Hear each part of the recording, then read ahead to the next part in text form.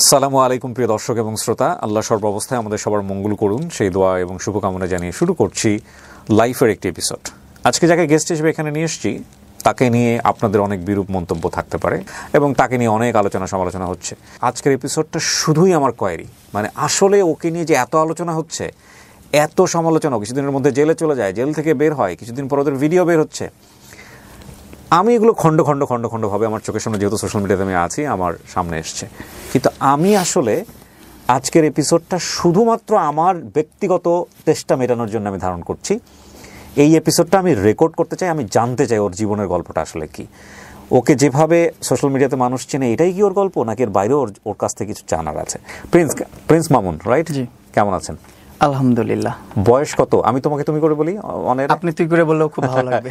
So তোমার বয়স কত? আমার বয়স এখন 22 আর 21 হবে এরকম। 21 বা 22। পড়াশোনা করেছো নাকি ব্রেকআপ চলে গেছে? পড়াশোনা এখন বন্ধ আছে। তোমার 21 বছরের গল্পটা আমি জানতে চাই, ফ্রম ডে ওয়ান, তোমার মেমরি। আমার জন্মস্থান মহাখালী দক্ষিণ পাড়াতেই। আমার বাবা তখন মালয়েশিয়াতে প্রবাসে ছিলেন। আমার বাবা ওইখানে কাজ করতো, অনেক ভালো একটা স্যালারি আসতো। এইখানে আমার ফ্যামিলিটা খুবই সুন্দর ছিল। আমার দুইটা ভাই বোন, বাকস বোন প্রতিবন্ধী, আমার মা, আমরা চারজন ঢাকাতে থাকতাম, আর আমার আব্বু মালয়েশিয়াতে থাকতো। বাকু শ্রবণ প্রবন্ধী মানে তোমার চেয়ে বড় না ছোট? আমার সিনিয়র দুজনই। সবার বড় হচ্ছে আমার বড় বোন, ও কানে শুনে না, কথা বলতে পারে না। আমার তারপরে ভাই, সেও কানে শুনে না, কথা বলতে পারে না। তারপর আমি সবার ছোট। আমাকে আল্লাহ তাআলা কান মুখ দুইটাই দিয়েছেন, তার জন্য আল্লাহর কাছে লাখ লাখ শুকরিয়া। তারপর হচ্ছে এখানে জন্মস্থান, এখানে আমাদের অনেক ভালো একটা লাইফস্টাইল ছিল। আমাদের কাজের বুয়া ছিল, আমাদের সংসার ছিল খুব সুন্দর। আমার ভাই বোন এই যে শাইখ নাক্কান গলাতে পড়াশোনা করতে এসে মহাখালীতে। সো এইভাবে লাইফ চলতেছিল। এর মধ্যে আমার আব্বুর একটা ফ্রেন্ড, যার ভিসার ডেট এক্সপায়ার হয়ে গেছে, পাসপোর্ট এক্সপায়ার হয়ে গেছে, ও পলাতক, ওরে পুলিশ খুঁজতেছে। সো ওই টাইমটাতে আমার আব্বু কি করছে, দেশি মানুষ পেয়ে, আমার আব্বু তো একটু অনেক সরল মনের মানুষ, ওরে কি করছে, ওনার আশ্রয় দিচ্ছে। আশ্রয় দেওয়ার পর ওনাকে অনেকদিন রাখছে, অনেকদিন পালছে ওনার কাছে, ওনার পেস হিসাবে ছিল আমার আব্বুর। তো আমার আব্বু একসাথে থাকে না, বিদেশে অনেক টাকা ইনকাম করার পর একসাথে জোট করে এক টাকাটা নিয়ে আসে, একটা কিছু করে বাংলাদেশে। আমার আব্বু ওই টাইমটাতে প্রায় আপনার 3-4 বছর কাজ করার পর যে একটা টাকা হয়েছে, ওই টাকাটা বড় একটা অ্যামাউন্ট নিয়ে আমার আব্বু বাংলাদেশে আসবে। ওই টাইমটাতে আমার আব্বুর ওই পিএস, মানে ওই যে লোকটা পালায়া ছিল, ওই লোকটা ওই টাকাগুলো নিয়ে পালায় গেছে। তখনই আমার আব্বুর একটু মেন্টালি প্রেশার পড়ে গেছে, একটু না অনেকটা প্রেশার পড়ছে, যেহেতু 3-4 বছরের উপর যেহেতু টাকা পয়সা সব কিছু নিয়ে পালায় গেছে। তার বিশ্বাসযোগ্য একটা বন্ধু বা পিএস যেটাই হোক, সে নিয়ে পালায় গেছে। তখন বলতে মানে আব্বু তাকে পিএস হিসাবে রাখতো সবসময় তার বাসায়। সে তো আর বাইরে যে কিছু করতে পারতো না, কারণ তার ভিসা এক্সপায়ার, তার পাসপোর্ট এক্সপায়ার। আমার আব্বুর সব কাজ করতো, আব্বুর কাছেই থাকতো ওই লোকটা। আচ্ছা, হ্যাঁ, ওই লোকটা সবকিছু নিয়ে পালা গেছে। এখন ইভেন ওই লোকটা আমাদের থেকে রিচ, এই ঢাকা শহরে তার একটা বিল্ডিং আছে, তার একটা বাড়ি আছে মতিঝিলের দিকে, সেই জায়গায় স্থানীয়। কিন্তু ওইটার বিচার এখন হয় নাই, ওটা পরে যায় প্রসঙ্গে। তো ওইখান থেকে পালা যাওয়ার পর আমার আব্বু একটু মেন্টালি ডিপ্রেস হয়ে যায়, মেন্টালি কী করবে বুঝতেছিল না। আব্বু তাড়াতাড়ি ফ্লাই করে বাংলাদেশে চলে আসছে। বাংলাদেশে আসার পর আব্বু আর বিজনেস করবে, কিছু করবে, তার মাথায় কোনো কিছু ঢুকতেছে না। ওই টাইমটা তো ওই লোকটার পিছনে দৌড়াইতেছে যে আব্বুর টাকাগুলো কিভাবে উদ্ধার করতে পারবে। তুমি দেখেছো তোমার মেমোরিতে? আমি তখন অনেক ছোট। তোমার এগুলো পরবর্তীতে শোনা কথা? হ্যাঁ, আমার শোনা কথা, আমার দেখাও অনেক কিছু আছে। যেটা দেখা হচ্ছে, আমার আব্বুকে ফোন দিয়ে নিয়ে গেছে যে তুই মামলা টামলা যা করছিস আমার কাছে আয়। ওইখান থেকেই আমাদের ক্রাইসিস শুরু হইলো। আচ্ছা, মানে ক্রাইসিসটা শুরু হওয়াটা এখান থেকে। আমার আব্বুর টাকা পয়সা নিয়ে যখন আমার আব্বুর বিশ্বস্ত লোকটা পালায় গেছে, তখন থেকে আব্বু কোনো কাজকর্মে মন দিতে পারতেছে না, টাকাটা কিভাবে উদ্ধার করবে সেই আশায় দৌড়াদৌড়ি করতেছে। কিন্তু আব্বু টাকা তুলতে পারে নাই, তারা অনেক প্রভাব খাটাইছে বা টাকার অনেক মিসইউজ করছে, তাই আব্বু কিছু করতে পারে নাই। আব্বুকে একটা সময় ফোন দিচ্ছে, ফোন দিয়ে বলতেছে তুই আয়, মামলাগুলো তুলে নে, আমি তোর টাকাটা ব্যাক করে দিব। আব্বু গেছে, যাওয়ার পর আব্বুকে নিয়ে গেছে মতিঝিলে কোনো একটা ভবনে নিয়ে, ওইখানে বেদরক পিটাইছে, বেদরকভাবে পিটাইছে। 1 মাস ভর্তি ছিল আমার আব্বু পঙ্গু হাসপাতালে ভর্তি ছিল 1 মাস। আমার আব্বু খালি ইঞ্জেকশন নিয়ে আসছিল, ইঞ্জেক্ট করবে, হাওয়া ইঞ্জেক্ট করে মেরে ফেলবে আব্বুকে। তারপর আপনার ছুরি নিয়ে আসছে, রক কেটে দিবে, এগুলো করবে। সেগুলো আমার আব্বু অনেক আকুতি মিনতি করে যে আমি তোর নামে আর কোনো অভিযোগ নেই, কিছু রাখবো না, আমার জানটা ভিক্ষা দে তুই। পরে আমার আব্বুর জানটা ভিক্ষা দেওয়া হয়েছে। এটা আমার নিজের চোখে দেখা। তখন আমার বয়স 5-6 বছর এরকম কিছু একটা। তখন আমি সব বুঝি, টুটি দেখি। তাবু এই বিষয়গুলোর পরপর আস্তে আস্তে আমরা আমাদের মতন করে আবার সুন্দরভাবে সংসার গুছালাম। আমাদের একটা কাপড়ের দোকান ছিল যেখানে A to Z পায়ের মোজা থেকে শুরু করে একটা নারী পুরুষের যত ধরনের কাপড় প্রয়োজন, শুধুমাত্র কাফনের কাপড়টা বাদ দিয়ে সব ধরনের কাপড় আমাদের দোকানে ছিল। ব্রাইডিস আইটেম। কোথায় এটা দোকান ছিল? এটা টেন্টি বাজারে। ওইখানে আমাদের দোকান ছিল। দেন ওই দোকানটা আস্তে আস্তে রান করতে করতে ওই দোকানটা ছোট থেকে প্রথমে এতটুকু ছিল, একটা খাট ছিল, তারপর একটু বড় হলো, তারপর আরেকটু বড় হলো, তারপর একটা বড় একটা দোকান হলো। এভাবে করে আমাদের একটা কনফেকশনারি দোকানও ছিল। সেই দোকানটাও অনেক সুন্দর ছিল। ওইখানেও আমি বসতাম, আমি সময় দিতাম। আমি পড়াশোনা করতাম আপনাদের এখানে মহাখালী আব্দুল হামিদ দর্জি সরকারি প্রাথমিক বিদ্যালয়ে। এখান থেকে আবার মহাখালী মডেল হাই স্কুলে পড়াশোনা করছি, তারপর টেন্টি বালক উচ্চ বিদ্যালয়ে সেখানে পড়াশোনা করছি আমি।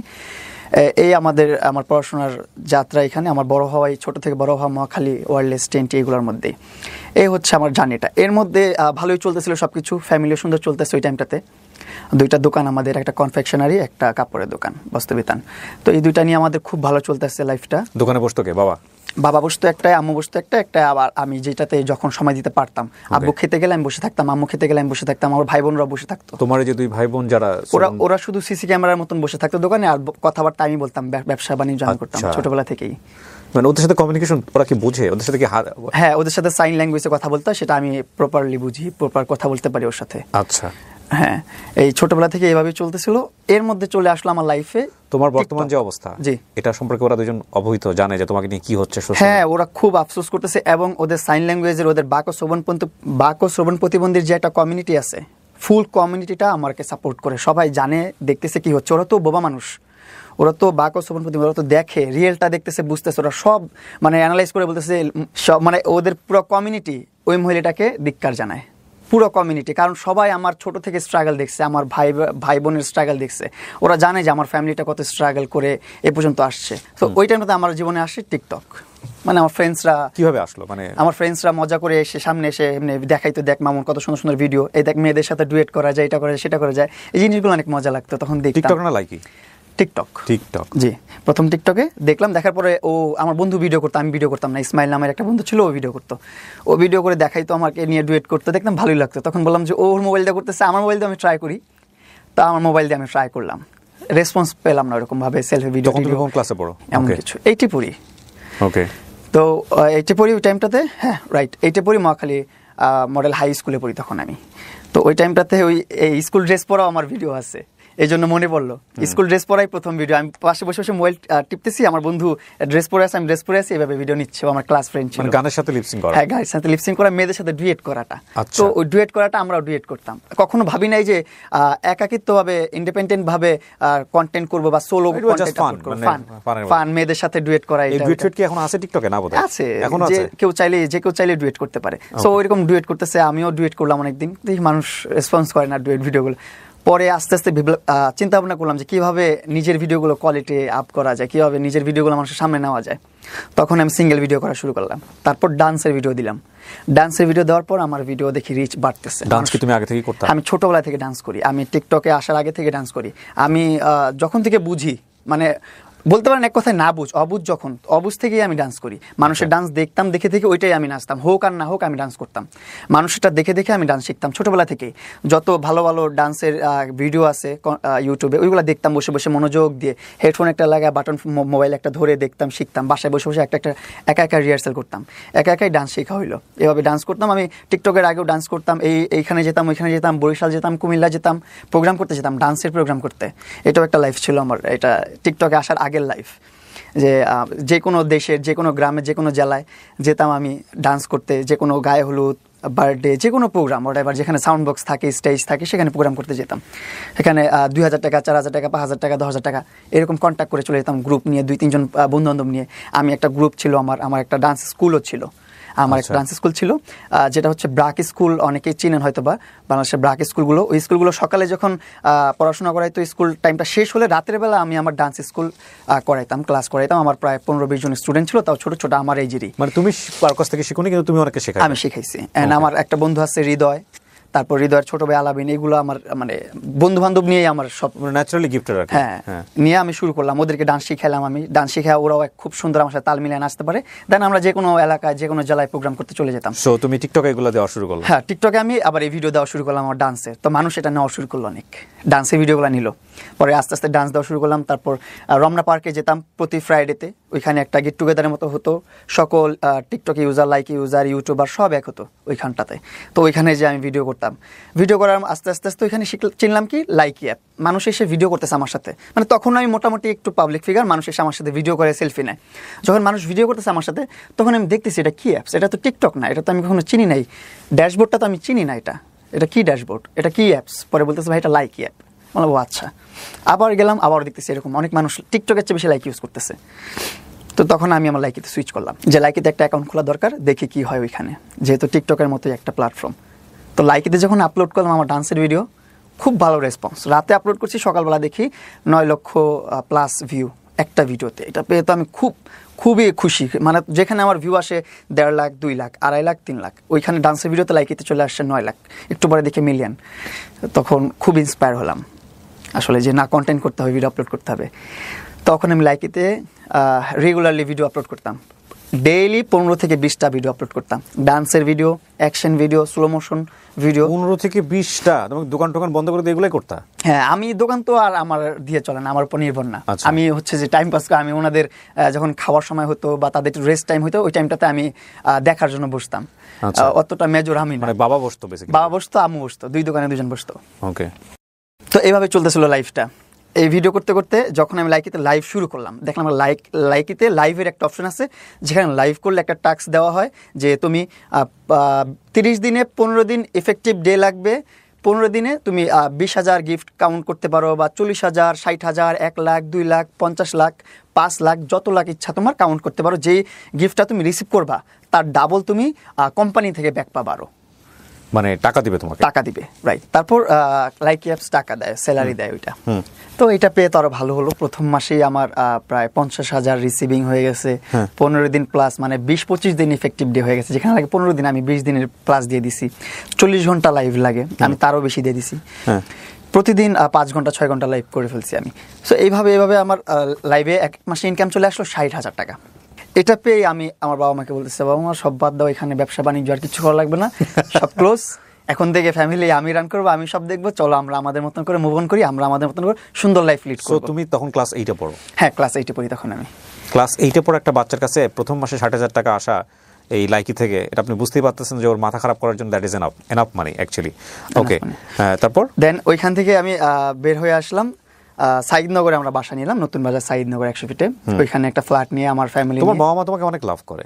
অনেক লাভ করে, আমি আমার বাবা মাকে অনেক লাভ করি। আর এই দুনিয়াতে যত সংগ্রাম আছে সবকিছু আমার ফ্যামিলির জন্য, আমার বাবা মার জন্য। এটা আমি কেন বললাম, কারণ দেখেন বাসা যে চেঞ্জ করলা, এটা কি তোমার কথা শুনে চেঞ্জ করছে? হ্যাঁ, আমার কথা শুনি। মানে কোথা থেকে টাকা আসতেছে, কি করতেছে, কোনো কিছু হিসাব করে নাই তারা? চিন্তা দেখছে তারা, আমি তো সারাদিন লাইভ করি, তখন তারা দেখতেছে যে সারাদিন কি করে মোবাইলে।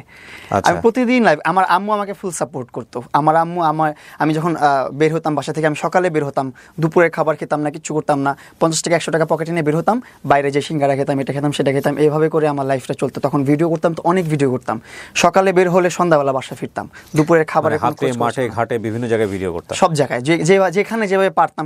আমার কথা হচ্ছিল তখন যে কন্টেন্ট দিতে হবে, কন্টেন্ট আপলোড করতে হবে, তাহলে আমার ফ্যামিলি সবকিছু একটা ভালো একটা পর্যায়ে নিয়ে যেতে পারবো। আমি বুঝতেছিলাম তখন। ওকে, তারপর যত যাই হোক আমি কন্টেন্ট করবো, অনেক কন্টেন্ট করতাম তখন। এইভাবে লাইফ চলতেছিল।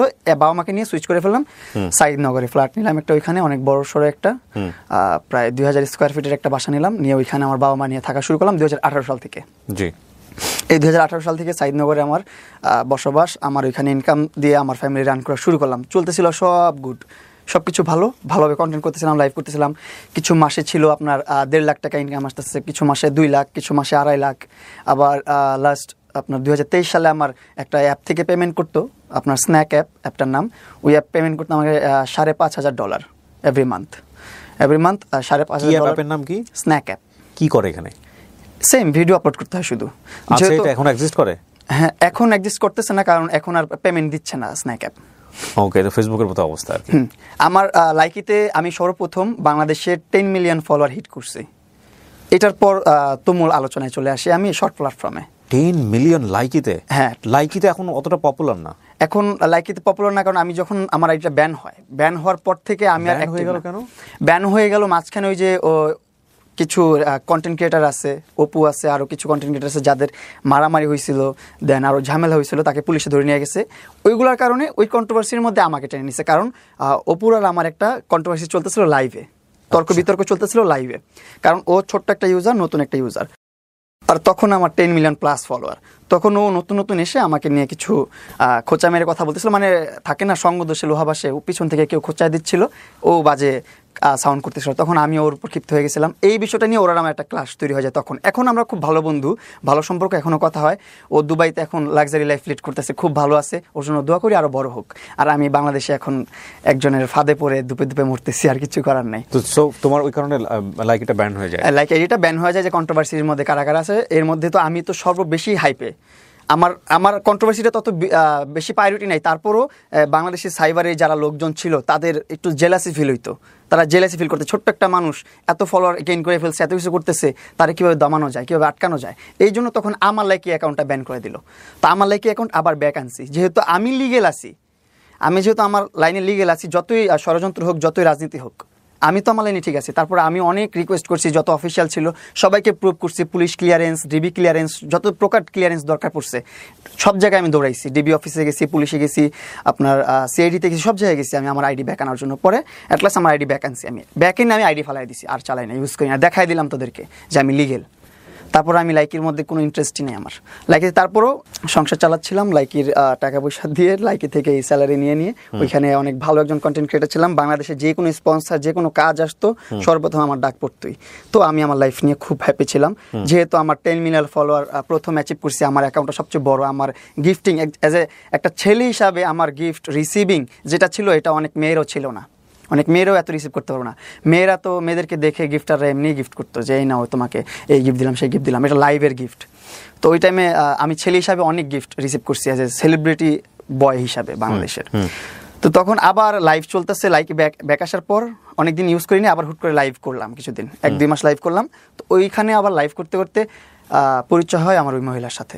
আমি ইনস্টাগ্রামে লাইভ করি, লাইকিতে লাইভ করি, যেখানেই লাইভ করি একটা নাম সবসময় কমেন্টস করতো, আর কমেন্টসের সাথে পার্পল হার্ট, ব্লু হার্ট, মানে ব্যতিক্রম ইমোজি ইউজ করতো, যেগুলো চোখে পড়তো, নোট আউট হওয়ার মতন ইমোজি ইউজ করতো। এটা কি লাইকিতে ইনস্টাগ্রামে, দুই জায়গাতে, যেখানে আমি লাইভ করি, যেখানে আমি ভিডিও পোস্ট করলো, মাইকিং মাই এটা ওইটা সেটা, এভাবে কমেন্ট করেছি।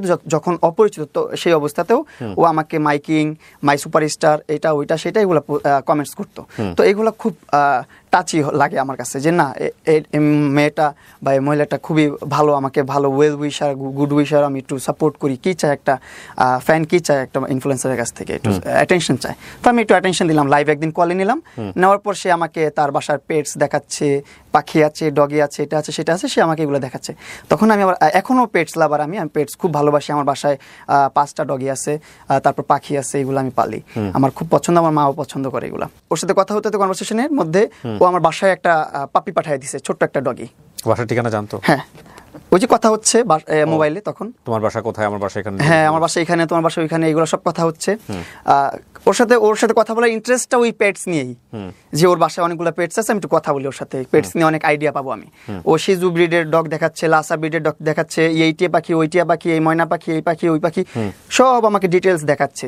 পরের দিনই আমি যখন আমার ইন্টারেস্ট ওরে শো করলাম যে আমি আসলে ইন্টারেস্টেড ডগ পালতে বা পেটস পালতে, তারপরেও আমার বাসায় একটা পেটস পাঠিয়ে দিয়েছে। তখন আমি খুব ইমপ্রেস হলাম, আসলে কি চাইলাম, না চাইতে চলে আসলো, এখনো চাইলাম না, আমি পছন্দ করি, জাস্ট এতেই চলে আসছে। এই একটু ওর দিকে একটু অ্যাটেনশন গেল। যাওয়ার পরে ডগিটাকে, ছোট্ট একটা ডগি পাঠাইছিল, সেটার বয়স তখন 30 দিন। ওইটাকে আমি পেলে বড় করছি, এখনো আছে আমার কাছে, আমি পালি, বাচ্চার মতোই পালি এখনো, আমার সন্তানের মতো। এটা কত সালের ঘটনা? এটা 2021 কি 22 সালের ঘটনা। 21 বা 22। এই ঘটনা শুরু হলো আস্তে আস্তে, যখন দেখতেছে আমার অনেক গরম লাগতেছে, বাসার নিচে দেখে এসি চলে আসছে, ব্যান গাড়িতে করে। কিরে এসি চলে আসলো, পরে ফোন দিয়ে বলতেছে এসিটা ফিটিং করে দিয়ে আসবে, তোমার সমস্যা নেই, এটা লাগাই। You exchange your number, right? তুমি তাকে ফোন নাম্বারটা দিছিলা, এই কথা বলতে, ইনস্টাগ্রামে কথা হচ্ছে, তখন নাম্বার এক্সচেঞ্জ করেছো তোমরা। এই জিনিসটা কি শুধু লায়লার সাথেই ছিল ওই সময়টাতে, নাকি আরো অনেকের সাথে ছিল তোমার ফোন নাম্বার? আমি সবার সাথেই কথা বলছি, সবার সাথেই অ্যাক্সেস আছে, সবাই আমার ফ্রেন্ড, ওকেও আমি ফ্যান হিসাবে গাইড করতেছি। বললাম না, ওই যে গিফট নেওয়া দেওয়াটা কিন্তু আমার কাছে খুবই নর্মাল বিষয়, কারণ হচ্ছে আমি লাইভ করি। লাইভে আমাকে এমনও সময় ছিল 5 মিনিটের একটা ব্যাটেল, সেই ব্যাটেলে 2 লাখ 3 লাখ 4 লাখ টাকা মানুষ খরচ করতো আমার ব্যাটেলের মধ্যে, মানুষ গিফট করতো। ব্যাটেল বলতে? ব্যাটেল ধরেন লাইকিতে আমি লাইভ করতেছি, আমি বাংলাদেশের একজন ছেলে, বাংলাদেশের একজন সেলিব্রিটি, হ্যাঁ, এখানে আমি লাইকির প্ল্যাটফর্মের একজন সেলিব্রিটি প্রিন্স মামুন লাইভ করতেছে, এর সাথে কন্টেস্ট হবে আরেকটা দেশের আরেকটা সেলিব্রিটির বা আরেকটা কন্টেন্ট ক্রিয়েটরের, সেটা ইন্ডিয়ার হতে পারে, পাকিস্তানের হতে পারে, বা অন্য দেশের হতে পারে, হোয়াটএভার, যে কোনো দেশের হতে পারে, কিন্তু বাংলাদেশের না। তখন এই সিস্টেমটা ছিল, অন্য দেশের মানুষের সাথে কন্টেস্ট করতাম, আমরা দুজন একসাথে লাইভ করতাম, মাঝখানে একটা ভার্সেস ছিল ভিএস, ওইখানে ক্লিক করলে 5 মিনিটের একটা কাউন্টডাউন চলতো। 5 মিনিটের মধ্যে যেই সাইডে সবচেয়ে বেশি গিফট পড়বে ওই সাইডটা উইনার, ওই দেশটা উইনার, ওই ইনফ্লুয়েন্সারটা উইনার। তো ওই টাইমটাতে যখন আমি লাইভ করতাম, আমাদের কিছু প্রবাসী ভাইরা ছিল, কিং ভাই, নূর কামাল ভাই, তারপর আরও কিছু আমার যে এজেন্ট ছিল, তারা আমাকে খুব সাপোর্ট করতো। যখন আমি কারোর সাথে ব্যাটেল খেলতাম, ইন্ডিয়ান হলে তো মারতোই, পাকিস্তানি হলে তো কোনো কথাই ছিল না, 1 লাখ 2 লাখ 3 লাখ টাকা তারা এমনি ঢেলে দিত আমার লাইভের মধ্যে যে মামুন জিতবে। সো এই যে লাইভের যে তারা টাকাটা দিচ্ছে, এই টাকাটা তারা কিভাবে দিত? এই টাকাটা হচ্ছে লাইকিতে ডায়মন্ড কিনা যায়, একটা ডায়মন্ড হয়তো বা 2 টাকা 1.5 টাকা এরকম, হ্যাঁ, 1000 ডায়মন্ড 1500 টাকা 1600 টাকা 1700 টাকা রাখতো তারা। হ্যাঁ, তারা এরকম লাখ লাখ ডায়মন্ড কিন্তু, তারা 1000 2000 ডায়মন্ড কিন্তু না, লাখ লাখ ডায়মন্ড কিন্তু আমার লাইভে 50,000 60,000 1 লাখ এইরকম ডায়মন্ড সেন্ড করতে। তারা লাভটা কি? লাভ কি, এই তো সেলিব্রিটি শো হচ্ছে, এটাই লাইভ। আমার লাইভে ভিউয়ার্স তুমি কি আইডেন্টিফাই করতে পারতা যে তোমাকে এত বড় স্টার দিল বা দিল, তাকে তুমি আইডেন্টিফাই করতে পারতা? হ্যাঁ, আমি আইডেন্টিফাই করতে পারতাম। ইভেন আমার ভিউয়ার্স যারা ছিল 2000 3000 ভিউয়ার্স থাকতো, ওরাও আইডেন্টিফাই করতো, তারাও আইডেন্টিফাই করতো যে কে মামুনকে গিফট করতেছে। ধরেন আমি লাইভ করতেছি, আপনি ভাইয়া আয়েশা আমাকে 1 লাখ টাকার একটা গিফট সেন্ড করছেন, এইটা শো করবে আমার লাইভে, আর যে কিবরিয়া বা আপনার অ্যাকাউন্টের নাম যেটাই দিবেন সেটা শো করে এভাবে যাবে। ওই সময় অন এভারেজ তোমার মাসে ইনকাম কত ছিল সবকিছু মিলায়?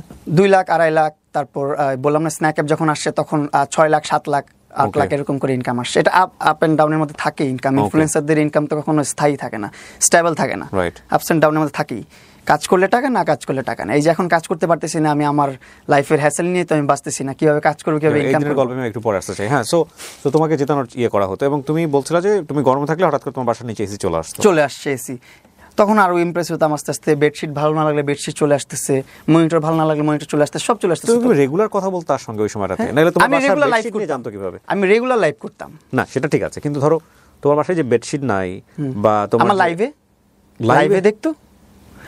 আমি তো 2018 সাল থেকে লাইভ করি, আমার মেইন ইনকামটা তো লাইভ থেকে।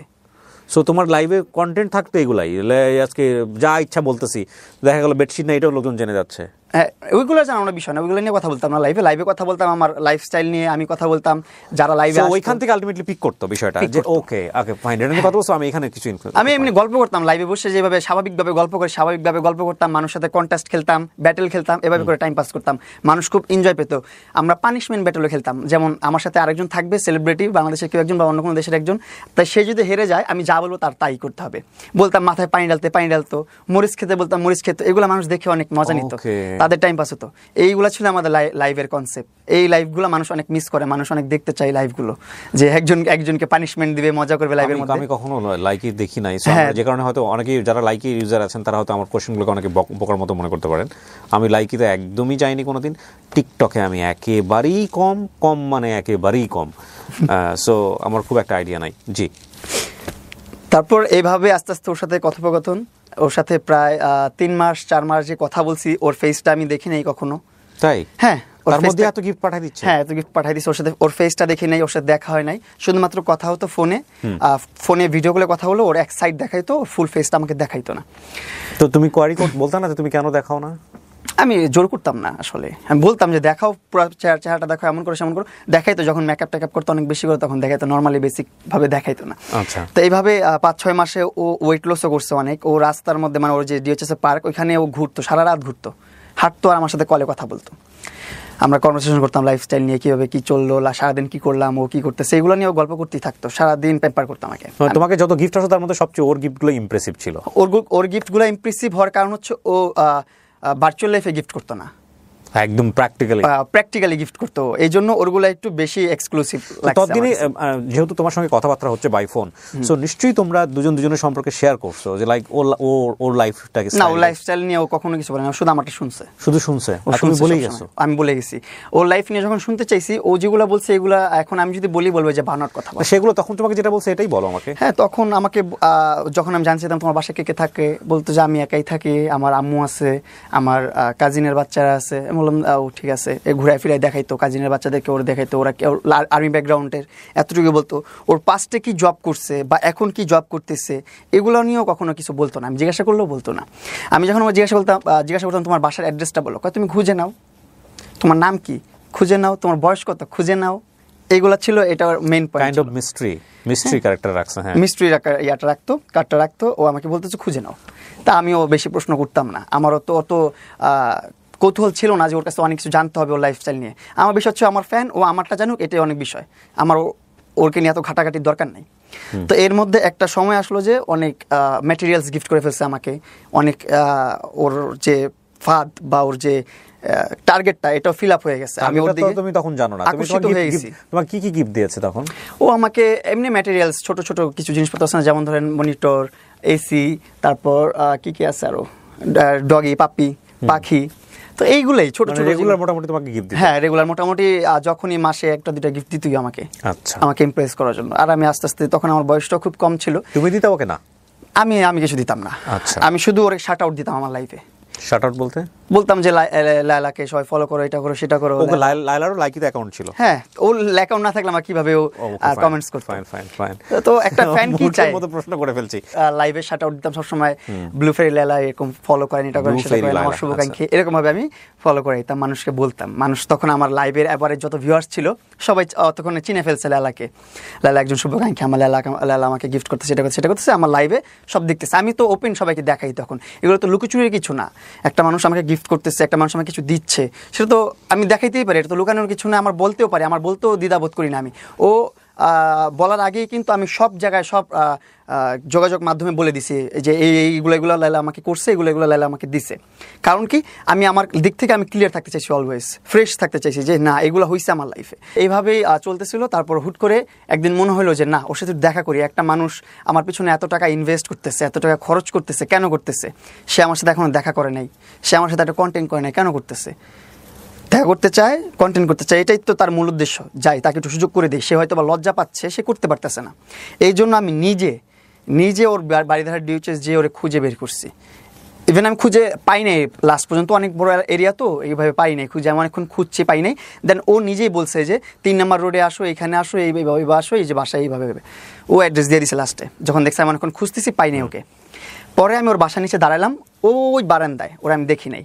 ও 3 তলা 4 তলার উপরে বারান্দা, লাইট অফ, অন্ধকারের মধ্যে দাঁড়ায় আছে। একটা অবয়ব যে আছে, ছায়া আছে, এতটুকু আমি অনুভব করতে পারছি। একটা অবয়ব দাঁড়ায় আছে এখানে, এর বাইরে আমি কিছু অনুভব করতে পারিনি। দাঁড়ায় দেখা ওইখান থেকে হায়ালো দিয়ে ওইখান থেকে চলে আসছি।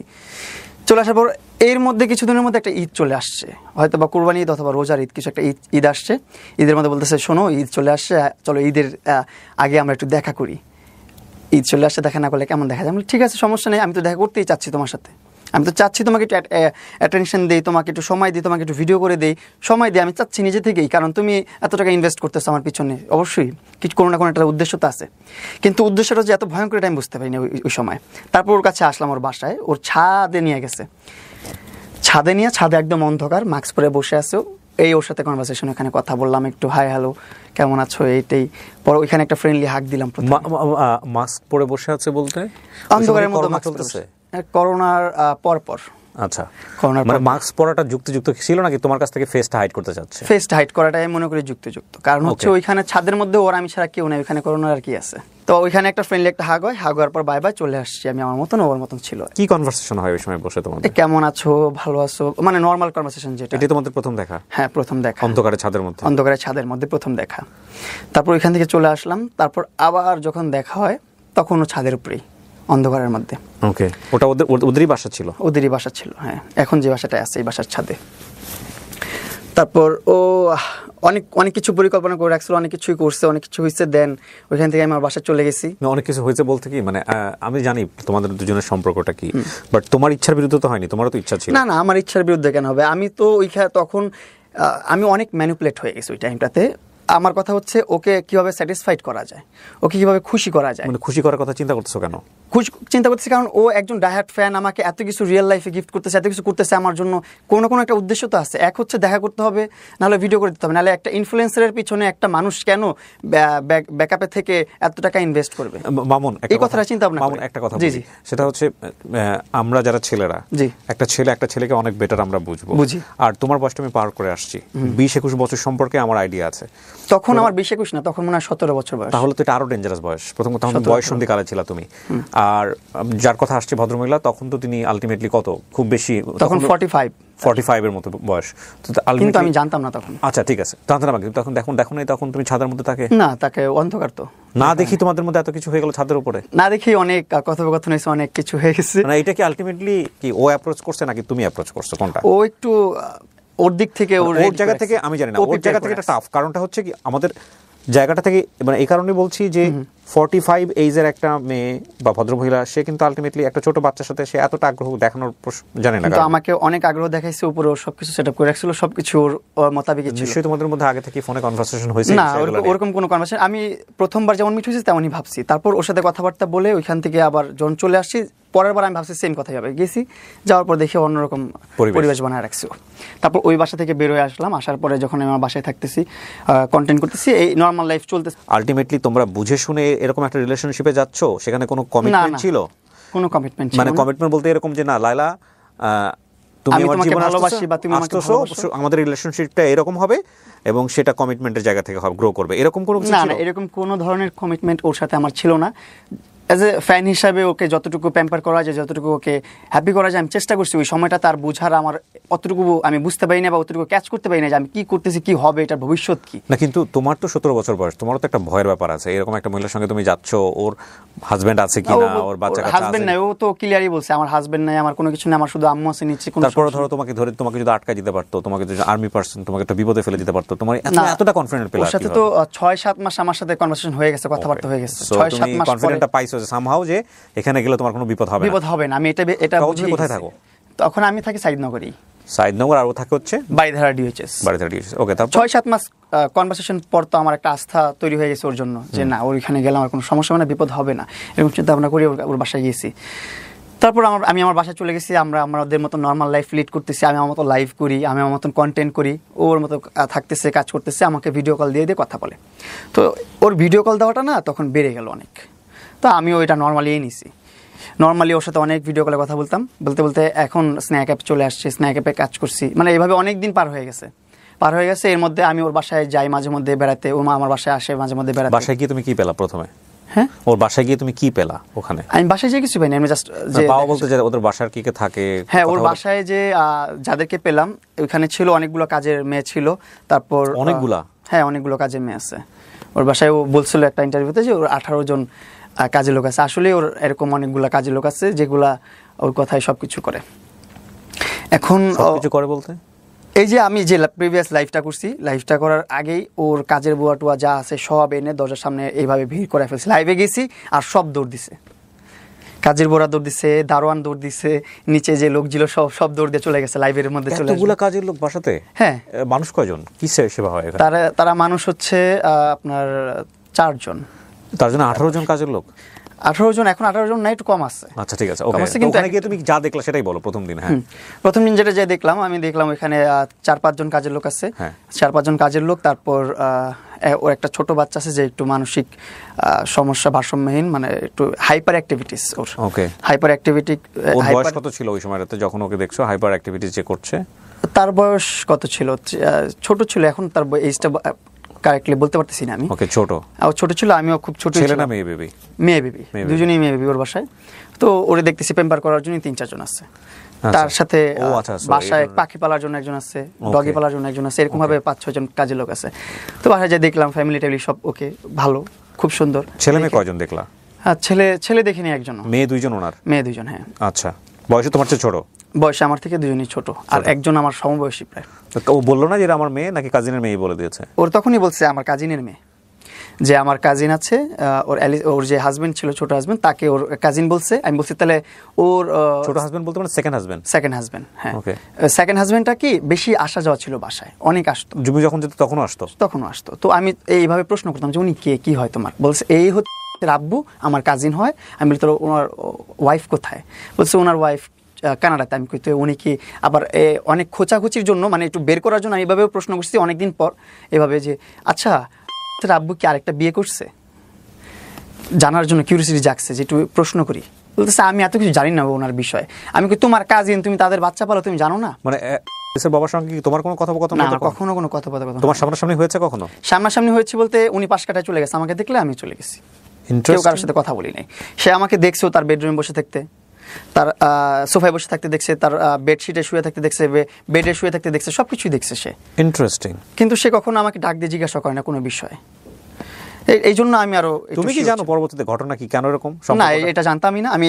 যখন জানছি তখনই আমার সাথে ওর একটা ঘটনা ঘটে, এটা আমি আসতেছি। হ্যাঁ, ওকে।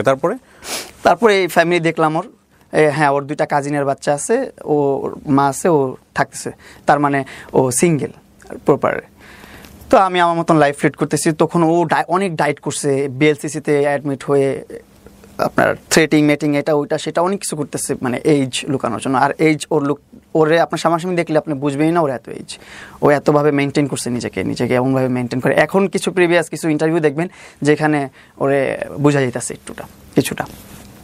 তো এইভাবে চলতেছে। আমি আমার মতন আমার বাসায় আসি, যাই, এইভাবে ভালো একটা সম্পর্ক, ভালো একটা বন্ডিং। তখন তোমাদের আলটিমেটলি রেগুলার যাওয়া আসা হয়। You guys acting like a boyfriend girlfriend? না, তখন নরমাল। হ্যাঁ, নরমালের মধ্যে অ্যাবনরমাল রিলেশনশিপ মোটামুটি এরকম আর কি। তো আমি আমার বাসায় থাকি, তখন স্ন্যাক অ্যাপ থেকে একটা বড় একটা অ্যামাউন্ট আসছে 2-3 মাসে, প্রায় আপনার 16-17 লাখ টাকা আসছে আমার। আসার পর আরও এমনি তো আরও স্পন্সার লাইকি এইটা ওইটা সেটা সব মিলে আপনার অনেক ভালো 20-25 লাখের উপরে একটা অ্যামাউন্ট চলে আসছে আমার কাছে। আমি আরেকটা জিনিস একটু জানার জন্য, সেটা হচ্ছে যে এই যে ওনার বাসায় তুমি রেগুলার যাচ্ছ এবং ওনার বাসায় তোমরা এই যে এক ধরনের সম্পর্কের মধ্যে আছো, এটা কি ওই বাসার আর কোনো মেম্বাররা জানতো? সবাই তো দেখতেছে আমি আসতেছি, কাজের লোক ছাড়া সবাই, মা বা? হ্যাঁ, তার আম্মুও দেখছে, তার বাচ্চারাও দেখছে, তার মেয়ের সাথেও আমার পরিচয় হয়েছে। তার মেয়ে আমাকে এইসব ভাইয়া বলে। কি পরিচয়, মানে পরিচয়? তার কাজিন আমার ভাই বোন, আমার বোন। বাট তোমাদের ইন্টিমেসি দেখে তো আলটিমেটলি পুরো দুনিয়ার লোকজনই জানে যে আলটিমেটলি তোমাদের সম্পর্ক এরকম না। মানে তারা আমার ভাই বোন সম্পর্ক। মায়ের জায়গা থেকে তোমার সাথে সম্পর্কটা কেমন ছিল? ওনার মা তোমাকে কি হিসেবে দেখতো? ওনার মা আমার সাথে কথা বলতো না, ওনার মার সাথে আমিও কথা বলতাম না। কিন্তু ওনার মেয়েদের সাথে আমার কনভারসেশন হতো। ওনার মেয়েরা আমাকে ভাইয়া বলে ডাকতো, আমি তার মেয়েদেরকে বোন বলে ডাকতাম। ইভেন এখন আমার কাছে প্রবাসী কনভারসেশন আছে, তার মেয়ের সাথে কনভারসেশন যেটা, সেখানে আমাকে ভাইয়া বলে সম্বোধন করে সবসময়। আর আমি মেয়ে যে ভাইয়া বলে ডাকতো, ওনার বয়স কত? মেয়েটার কিসে পড়ে এখন? এ লেভেল দিচ্ছে। ও লেভেলের পরে এ লেভেল, কিন্তু মানে ইন্টারমিডিয়েটের বয়স। হ্যাঁ, এ লেভেল দিচ্ছে এখন তার মেয়ে। যখন আমাকে ভাইয়া বলতো তখন তো আমি আরো ভরসা পাইছি যে আসলেই তাহলে কাজিনের বাচ্চা, কেন আপন মেয়ে তো কখনো আমাকে মেয়ে ভাইয়া বলে ডাকতে পারবে না। যদি তার আপন মেয়ে হয়, সে কিভাবে আমার ভাইয়া ডাকবে? সে আমাকে আঙ্কেল ডাকবে, চাচ্চু ডাকবে, কিছু একটা ডাকবে, এরকম কিছু। সমবয়সী যাই হই, তারা যেহেতু আমাকে ভাইয়া ডাকতেছে, তার মানে লালা তার আপন মানা বা তার আসলে সে অ্যাডোপ আনছে, তার কাজিনের বাচ্চা সে পালতেছে। এইটুকু আস্থা আমি পেয়ে গেছি এখানে, তার বাচ্চা না। চলতে চলতে একটা সময় কি হলো, যে আব্বু আম্মুকে আমি অনেক বড় একটা অ্যামাউন্ট দিলাম, বললাম যে আব্বু আম্মু যাও তোমার একটা বাড়ি করো। আব্বু আম্মু বলতেছিল অনেকদিন ধরে যে একটা বাড়ির প্রসঙ্গ আমি বহুবার তোমার জায়গাতে এগুলো শুনেছি, তুমি বলেছো, ঠিক আছে, ওটা আমি জানি। কিন্তু যেহেতু অনুষ্ঠানটা শুধুমাত্র আমার কোয়ারি থেকে আমি করছি, সুতরাং আমি অনেক মানে ডেপথে যাওয়ার চেষ্টা করছি যে আসলে এগুলো কীভাবে সম্ভব। দেখো, তোমার আর ভদ্রমহিলার যে সম্পর্কটা, সেটা তো আলটিমেটলি নর্মাল সম্পর্ক না। এইটা আবার তুমি বলছো যে ওনার বাসায় যে বাচ্চা আছে সে এ লেভেলে পড়ে, তাহলে তার জায়গা থেকেও তো বিষয়টা বোঝার কথা। সে তো তোমাকে সবভাবে নেওয়ার কথা না, মানে বিষয়টা তো এরকমই হওয়ার কথা। নিশ্চয়, তো আমি আপনাকে দেখাই, আমি এখন না, ওটা আমার দেখাতে হবে না, কিন্তু নিল কিভাবে সহজ করে? আপনার কোয়েরিটা সহজ হয়ে যাবে যদি আপনি ছোট্ট একটা টেক্সটও দেখেন না, আপনার কোয়েরিটা সহজ হয়ে যাবে। মানে তুমি সহজভাবে নিলা কিভাবে, এটা বলো তো। তোমার তো আনাজি লাগে। আমাকে ভাই বলে ডাকছে, আমি তো সহজভাবে নিব। আমি তো তখন ছোট মানুষ, আমি তো এত কিছু বুঝতে পারিনি। না, আমার প্রশ্নটা একটু বোঝার চেষ্টা করো প্রিন্স। দেখেন, ওর কিন্তু এই যে একটু দেখেন, আচ্ছা, হ্যাপি বার্থডে ভাইয়া, কংগ্রাচুলেশনস ভাইয়া, একটু কনভারসেশন, কিন্তু এটা ওনার মেয়ের নাম্বার থেকে। ওকে, নাম কি ওর? ইয়েস। ওকে, ফাইন। আমি একটা জিনিস একটু বলি, সেটা হচ্ছে যে সে তোমাকে ভাইয়া ডাকতেছে এবং তুমি তাকে মনে করতেছো সে হচ্ছে ভদ্রমহিলার কাজিনের বাচ্চা, কিন্তু সে তোমাকে ইজি ভাবে নিল। হ্যাঁ, ইজি ভাবে নিয়েছে। আর ওর ডিপ রিলেশনে কিন্তু এখনো যাইনি আমরা, লায়লার সাথে এখনো কোনো ধরনের সম্পর্ক আমরা বেডে শুয়ে আছো বলে একটু আগে বলতেছিলাম, তার বিছানায় শুয়ে আছো, বা এইটা সম্পর্কে এখনো যাইনি, এখানে যাইনি এখনো। মানে ওর বাসায় এমন কিছু করো নাই যেটাতে ওর বাচ্চারা তোমাকে সন্দেহ করতে পারবে? ওইভাবে যাইনি এখনো। এই যাবো ওই যে আমার আব্বু আম্মুকে গ্রামে পাঠানোর পর। আচ্ছা হ্যাঁ, তারপর একটু সামনে দিকে আব্বু আম্মুকে, তারপর আমি টাকা পয়সা দিয়ে। আমি না আজকে সত্য একটা কথা বলি, আপনারা যারা আমাদের এই অনুষ্ঠানটা নিয়ে বিরূপ মন্তব্য করবেন, বাজে বাজে কমেন্টস করবেন, তাদেরকে একটু বিনয়ের সঙ্গে একটা কথা বলে দিতে চাই। সেটা হচ্ছে, আমার খুবই কোয়ারির জায়গাটা হচ্ছে যে এইরকম একটা পপুলার ফিগার, সে যেমনই হোক না কেন, সে কিভাবে এইরকম একজন ফ্যানের সাথে ইন্টিমেট হলো, এবং এই ইন্টিমেসির জায়গাটা থেকে এতটা স্প্রেড আউট কিভাবে হলো, বিষয়গুলা কেন হলো, এই জায়গাটা হচ্ছে আমার কোয়ারির জায়গাটা। আপনারা এখানে কেউ সুগার মাম্মি, সুগার ড্যাডি বা ওদেরকে নিয়ে যা ইচ্ছা বলেছেন, সেটা আপনাদের বিষয়, কিন্তু আমার কোয়ারির জায়গাটা এটা। এবং এখান থেকে আমি দেখতে চাই যে আসলে আমাদের কিছু লার্নিংয়ের বিষয় আছে কিনা। একজনের ভুল থেকে যদি আমরা কিছু শিখতে পারি, আমরা কেউই ধোয়া তুলসীর পাতা নই, হ্যাঁ, তাহলে অনেক কিছুই শেখার আছে। এখানে আমি কাউকেই অ্যাকিউজ করতে চাই না, বাট আমি ডায়াগ্রামটা বের করতে চাই। এটা আমার এক ধরনের এক্সপেরিমেন্টও বলা চলে। চলেন, হ্যাঁ, তারপর কি হলো প্রিন্স? তারপর আমার বাবা মাকে একটা ভালো একটা অ্যামাউন্ট বাড়ি করার জন্য পাঠিয়ে দিলাম গ্রামের বাড়িতে।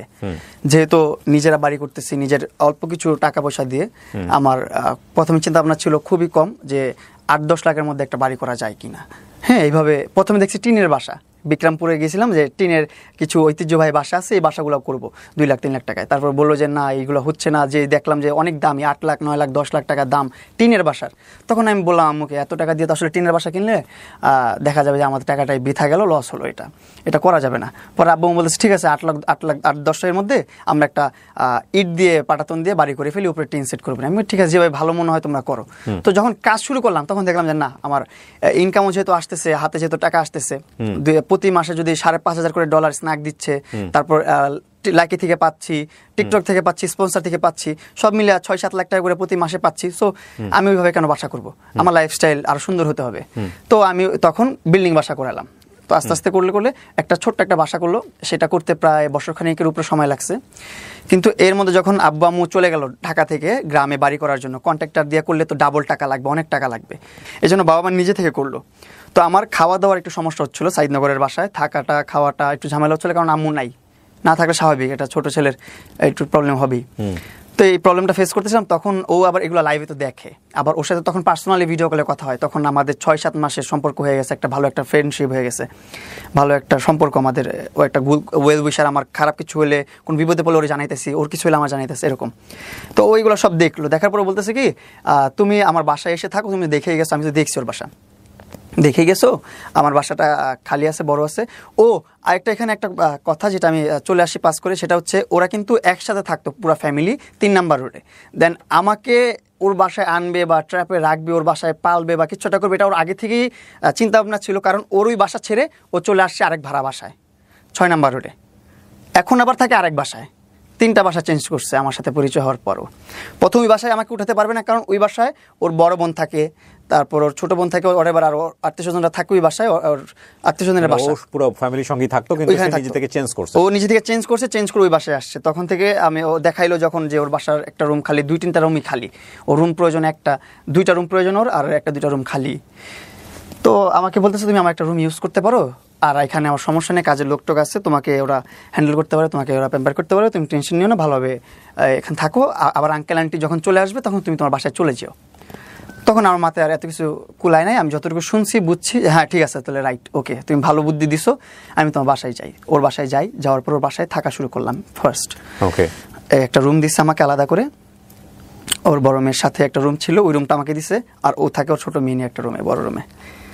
তো এর মধ্যে মাঝে মধ্যে আসা যাওয়া করতো, আমার রুমের মধ্যে আসতো, ওর রুমে যেত, আমার রুমে আসতো, যেত। এর মধ্যে আমাদের আসলে সম্পর্কটা আস্তে আস্তে ঘনিষ্ঠ শুরু হলো। এইভাবে এক বাসায় থাকলে যেটা হয়, হ্যাঁ, এক বাসায় থাকলে যেটা হয় আর কি, ও যেটা প্ল্যান করছে ওটাই হচ্ছে।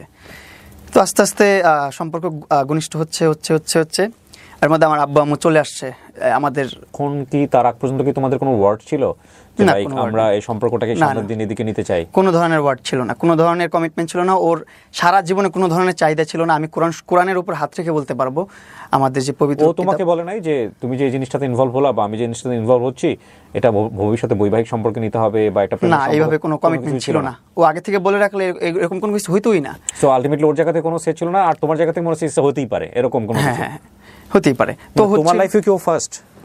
না, আমার লাইফে আমাদের ফ্রেন্ড সার্কেল আমাদের তখন অনেক ছোট বয়স, আর আমি তখন যে কারণে জিজ্ঞেস করছি যে মানে তোমার কি তুমি যে ধরনের আমার সম্পর্কে কাছে যাচ্ছ বিষয়টা অত বেশি এক্সক্লুসিভ না। ওকে ফাইন, আমি আসলে অনেক কিছু এখানে ভাষায় ভাষায় আপনাদের বুঝে নিতে হবে। হ্যাঁ, বুঝে কারণ নিবেন কেন আমি আপনারা। প্রশ্নটা করছি সেটার পিছনে যুক্তি আছে। যুক্তিটা হচ্ছে 17 থেকে 18 বছরের ছেলেটার কিন্তু আলটিমেটলি এই ধরনের সম্পর্ক সম্পর্কে আইডিয়া থাকার কথা না, তার একটা ভয় থাকার কথা।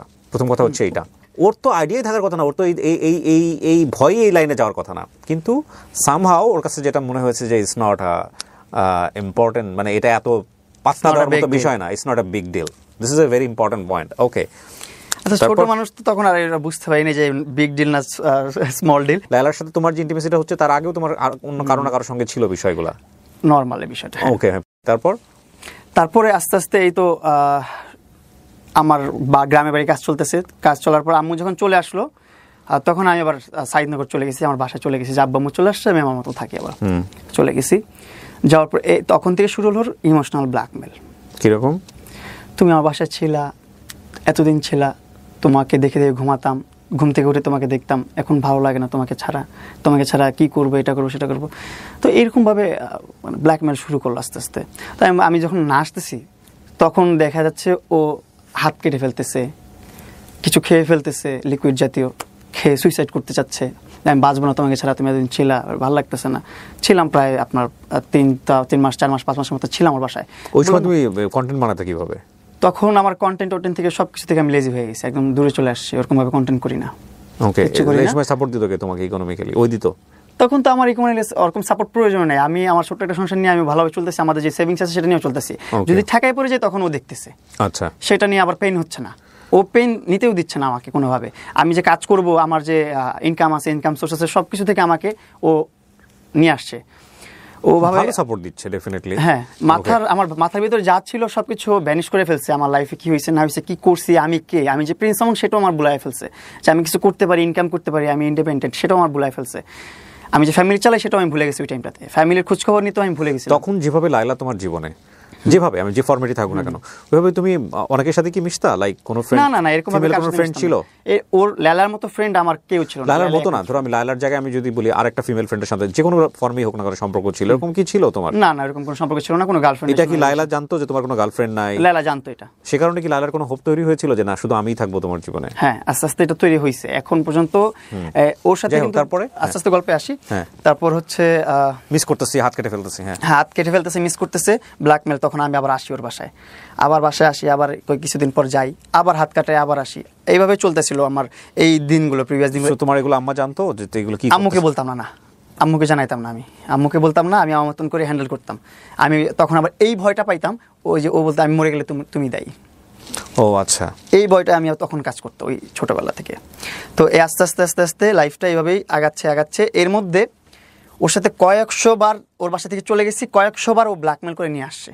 হয়তো ইমোশনালি, ধরনটা কেমন ছিল? ওই যে ইমোশনালি, নাহলে হচ্ছে সুইসাইড করবে, ছাদ থেকে লাফ দিবে।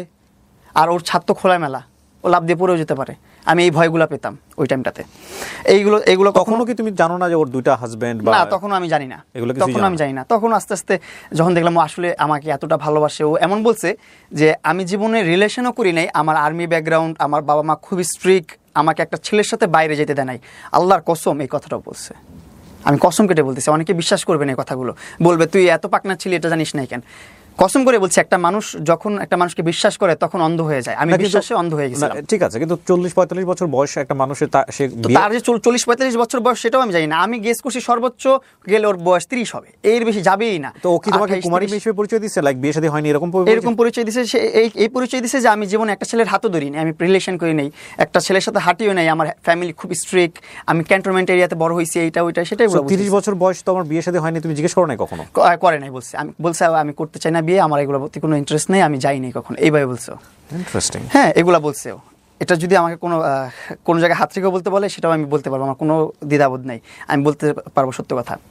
তারপরে আস্তে আস্তে ওর প্রতি আমার একটু সফট কর্নার কাজ করা শুরু করলো আস্তে আস্তে, যে ও এত প্যাম্পার করে, এত মানে একটা সন্তানের মতো পালে আমাকে, একটা বাচ্চাকে যেভাবে পালে, একটা একটু শরীরটা গরম হয়ে গেলে একটা নাপা খেতে হবে না কি খেতে হবে সেটা পর্যন্ত ও প্রোভাইড করতেছে আমাকে ঘরে বসে। গ্যাস হচ্ছে কি, গ্যাসের ওষুধ খাবো, কোনটা খাবো, কত এমজি খাবো সেটাও ও প্রোভাইড করতেছে ঘরে বসে, সব কিছু ঘরে বসে আমার করতেছে, কোনো কিছুর জন্য আমার পেন নিতে হচ্ছে না। এই আমাকে বলতেছে তোমাকে আমি পালি কিছুদিন, এইভাবেও বলছে কিছু মাঝে মধ্যে মজার ছলে বা কোনো কথার ছলে, তোমাকে আমি পালতে থাকি, তোমার যখন মন চাবে তুমি চলে যাও, আমার সাথে তোমার বিয়ে করতে হবে, কিছু করতে হবে, তোমার এরকম কোনো দায়বদ্ধতা নেই, তোমার কোনো কমিটমেন্ট নেই, এভাবে বলছে ও। এই কথাগুলো বলছে, এগুলা আমি কি এর কসম করে বলবো আমি বলতে পারি না, যে কসম কাটা ভালো না। তারপর কসম কাটতেছে কারণ মানুষকে এমনভাবে ম্যানিপুলেট করতেছে লেলা, এমনভাবে পোস্ট করতেছে ভিডিও, এখন দেখা যাচ্ছে আমি প্রতারণার শিকার প্লাস আমি প্রতারক হয়ে যাচ্ছি, এরকম ভাবে আমাকে প্রেজেন্ট করতেছে। তারপরে ওর সাথে থাকা শুরু করলাম, আস্তে আস্তে এমনও ফিল করতেছিলাম যে না আসলে আমাকে খুব ভালোবাসে, ও জীবনে কারো কাছে যায় নাই, বুঝেন না, ওর এক্স হাজবেন্ডও আমার সাথে কথা বলে না, ওর বাচ্চারাও এসে আমার সাথে কোনো ডিটেলস শেয়ার করে না, ওর ফ্যামিলির কেউ কোনোভাবে আমার কাছে কোনো একটা সিঙ্গেল ওয়ার্ডও আমার কাছে শেয়ার করে না লায়লার পাস নিয়ে বা ওর কোনো কিছু নিয়ে। আমি কোনো কিছু জানতাম না, সব কিছু থেকে পিছনে ছিলাম আমি ওর ঘাটিও নেই ওগুলো নিয়ে। তো এইভাবে আস্তে আস্তে রিলেশন শুরু হলো, আমি আস্তে আস্তে উইক হইলাম ওর প্রতি, না ওর সময় দেওয়া শুরু করলাম, যে এক সময় ভাবলাম যে ঠিক আছে যাক সমস্যা নেই, ওর সাথে সংসার করা যায়। আমার সংসারের কথা চিন্তা করে ফেলছি আমি, ভাবছি আমি। ও কিন্তু কখনো আমায় বলে না তোমার বিয়ে করতে হবে, এটা করতে সেটা করতে, আমি নিজ থেকে বলছি ঠিক আছে তুমি আমাকে পেম্পার করে এটা করো সেটা করতেছো, সব কিছু করতেছো, আমার লাইফস্টাইল গুছাচ্ছ।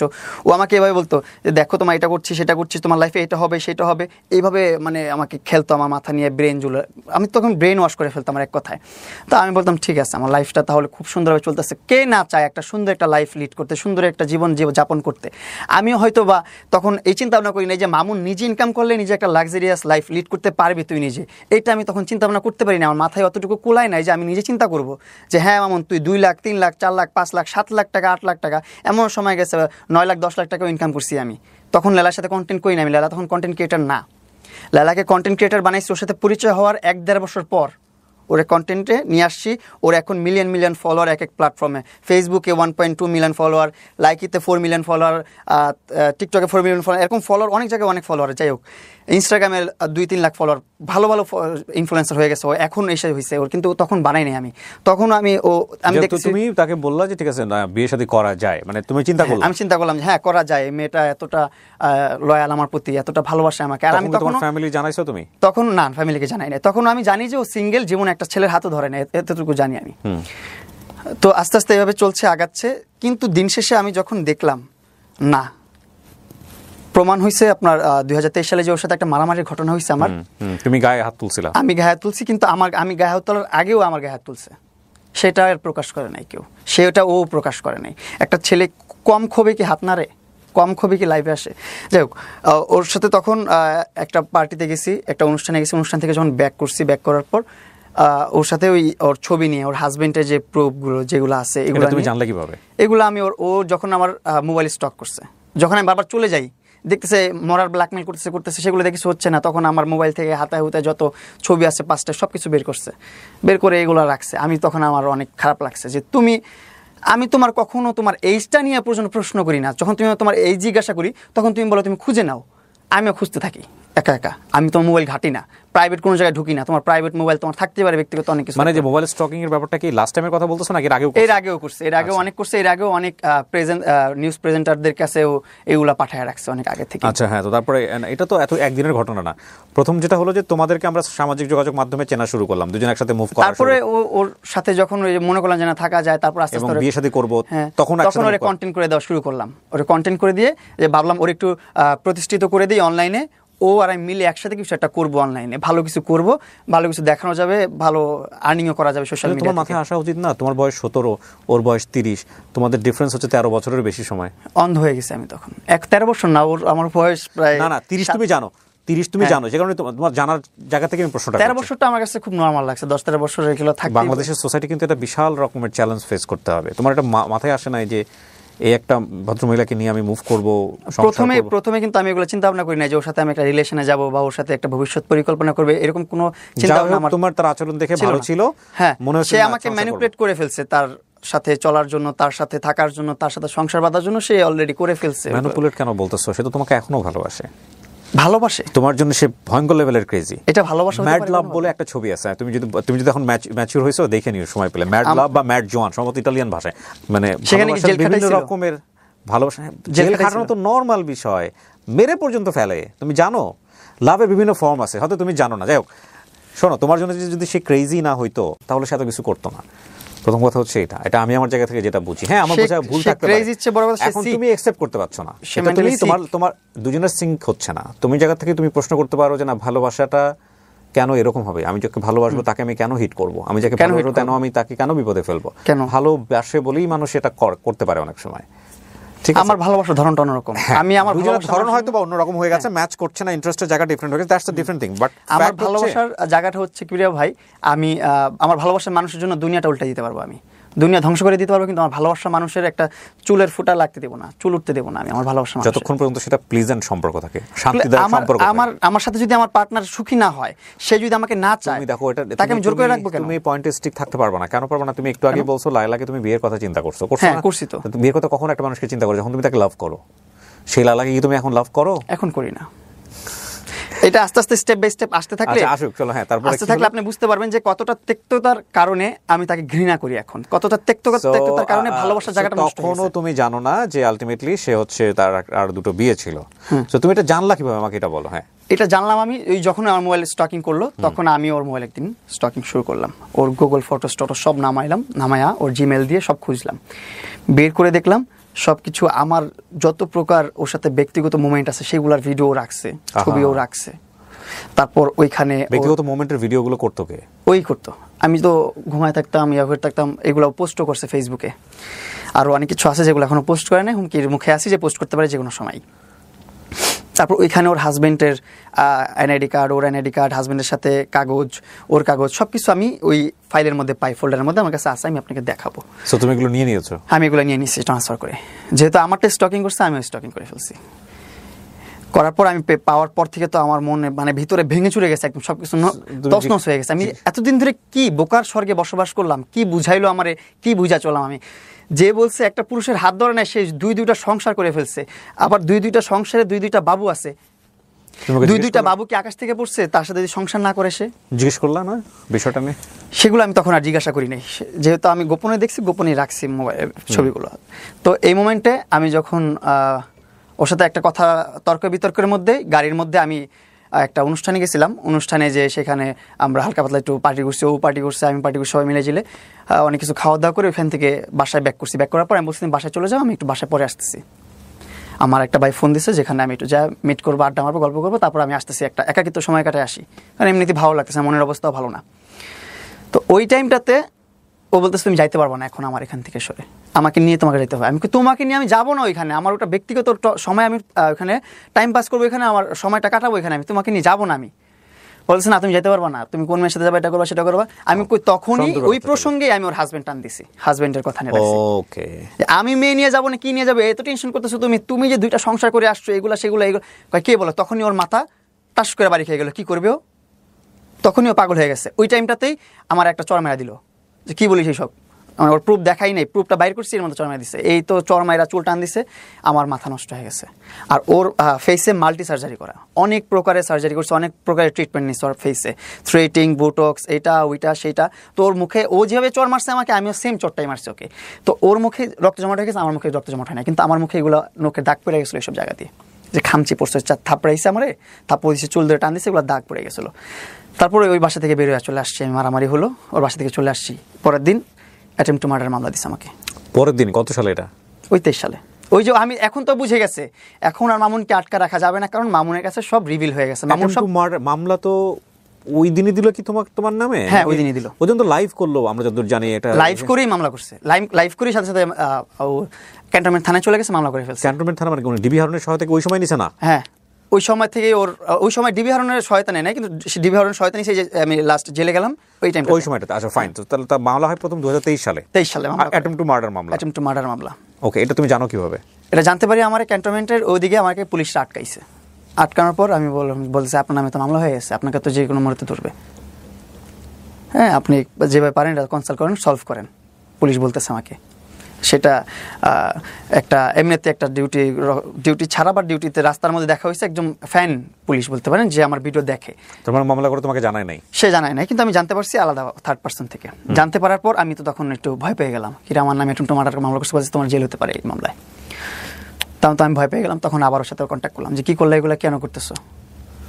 পরে অনেকবার মিশতে আসতেছে, আমি মিশতে চাইতেছি না। পরে আবার অনেকে বুঝাইতেছে আমাকে যে না, মেশাটা তোর খুব জরুরি, না মিশলে তুই জেল খাটবি। তখন আবার মিশলাম ওর সাথে, আবার সম্পর্কে গেলাম, আবার ভালো একটা সম্পর্কে যাওয়ার পর এই মিলমিশ কি তোমার আরেক বিভিন্ন ওই যে স্যান্ডি শাহ আসলো, ওই স্যান্ডি শাহটা এরা এসে মিলাই দিল। তারপর আরও অনেকেই ছিল বিহাইন্ডে যারা মিলাই দিছে থেকে।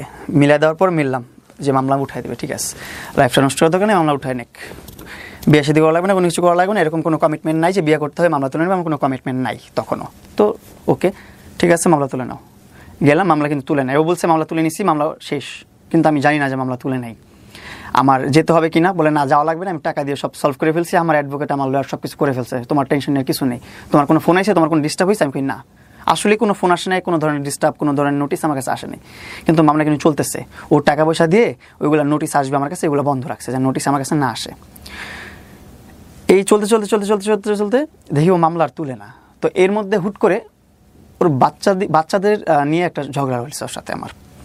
যেমন ওর কাছে আমি একটা অ্যামাউন্ট রাখছি, অ্যামাউন্টটা ওরে দিছি, একটা প্রমোশনে কাজ করার পর একটা বড় একটা অ্যামাউন্ট পেয়েছি, অ্যামাউন্ট ওর কাছে দিচ্ছি। দেওয়ার পর ওই অ্যামাউন্টটা ওর বাচ্চাদের কাজের বুয়াদের স্যালারি দিচ্ছে ওই অ্যামাউন্ট থেকে। তখন ওর পার্সোনাল ব্যক্তিগতর জন্য ব্যবহার করলে আমার কোনো ধরনের অবজেকশন ছিল না, যেহেতু ও বলছে যে এইগুলো ওদের বাচ্চারা টানে, ওদের বাবারা ওদের খরচ চালায়, এটা করে সেটা করে। তখন আমি একটু মানে খোঁচাখুচি করছি যে হ্যাঁ, তোমার ওদের বাবারা যেহেতু দেখে, তুমি আমার টাকা কেন ওদেরকে দিলা, আমার টাকা তুমি আমার ব্যাংকে ট্রান্সফার করো না, এখন 3-4 দিন হয়ে গেছে, আমার ব্যাংকে কেন আমার টাকা আসেনি। এইগুলো নিয়ে একটু তর্ক বিতর্ক হয়ে আমি অভিমান করে 2 দিন খাবার খাই না ওর বাসায়।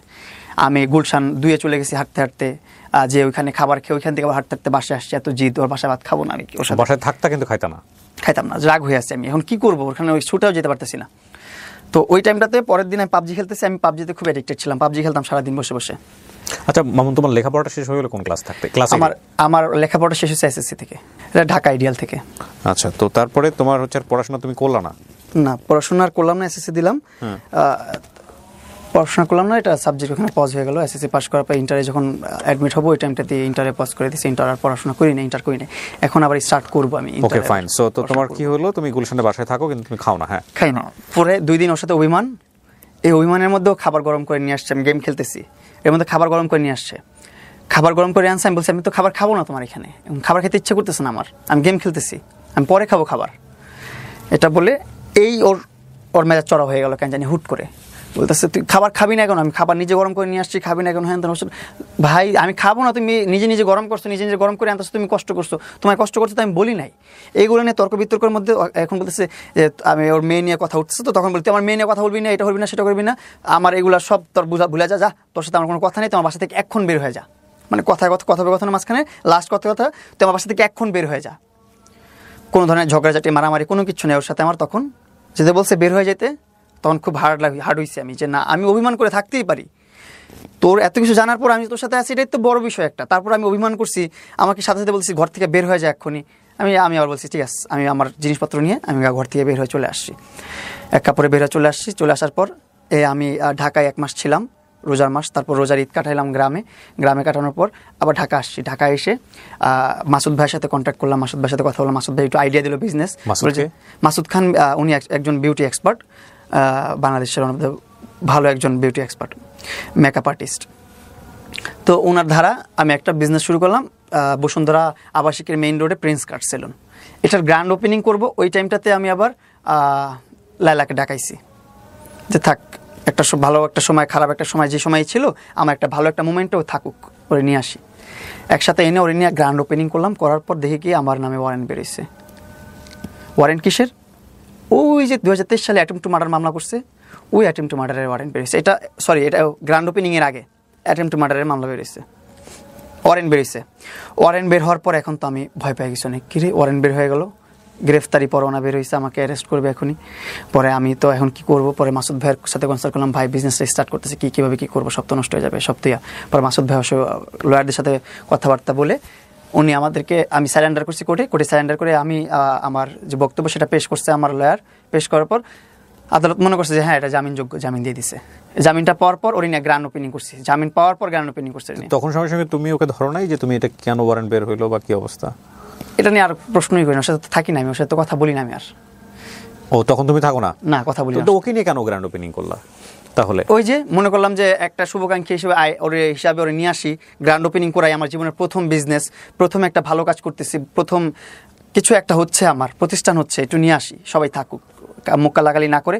এখন আমি ভাবতেছিলাম আমার এটাও যে আমার গ্র্যান্ড ওপেনিং যদি পুলিশ ঢুকায় দেয় অ্যারেস্ট করার জন্য, তখন আমি কি করবো? এই জন্য এটাও একটা পয়েন্ট ছিল আমার, ওকে আমার গ্র্যান্ড ওপেনিংয়ে রাখা। আরেকটা পয়েন্ট যে একটা শুভাকাঙ্ক্ষী ওরেও রাখি আমার সাথে। এই দুইটা পয়েন্ট একসাথে কাজ করছে মাথায়। তো এই দুইটা চিন্তা ভাবনা করি আমার গ্র্যান্ড ওপেনিংয়ে লালাকে আনাইছি, লালাকে রাখছি। রাখার পর গ্র্যান্ড ওপেনিং করলাম, বিজনেস শুরু চলতেছে। 2-1 দিনের মধ্যে দেখি আবার আমার নামে ধর্ষণ মামলা বেরিয়েছে। ধর্ষণ মামলা? জি, ধর্ষণ মামলা বের হয়েছে। তাও ওর সাথে কিন্তু সম্পর্ক কিন্তু শেষ 3 মাস হয়ে গেছে, প্লাস 3 মাসের মাথায় আমার 2-3 মাসের মধ্যেই আমার ধর্ষণ মামলা করছে আমার নামে।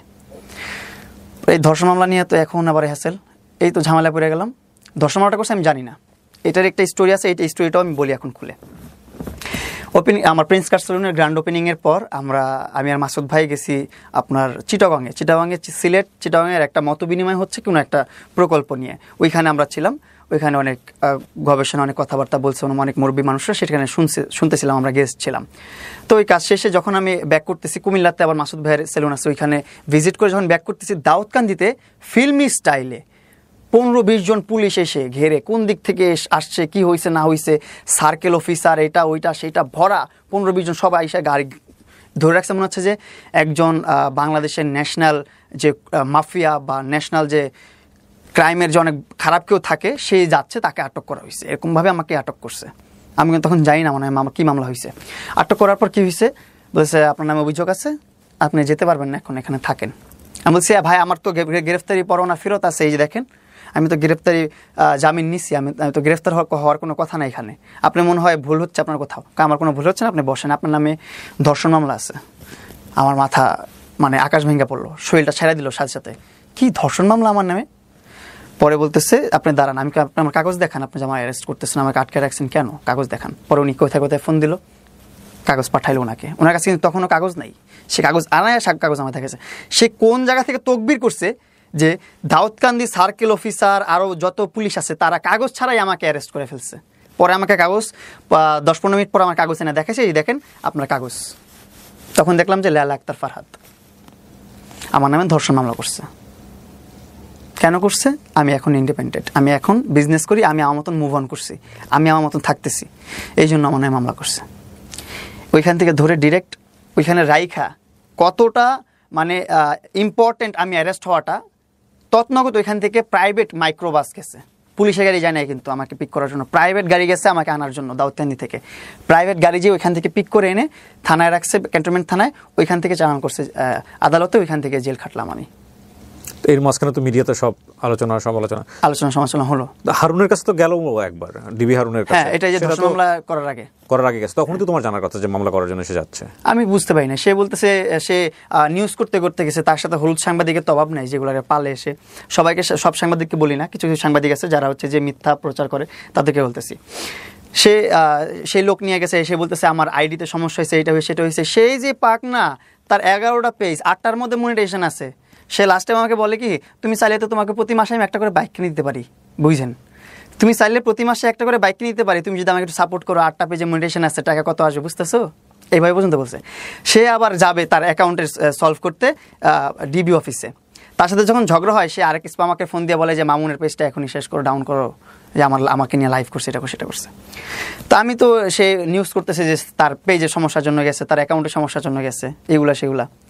ঠিক আছে, আমি ওটার ওইভাবে নিয়ে নিই, আমলে নিয়ে নেই। তো জেল টেল খেটে বের হলাম, দুধ দিয়ে গোসল করলাম, আর জীবনে যাবো না ওর কাছে, যা হয়েছে হয়েছে।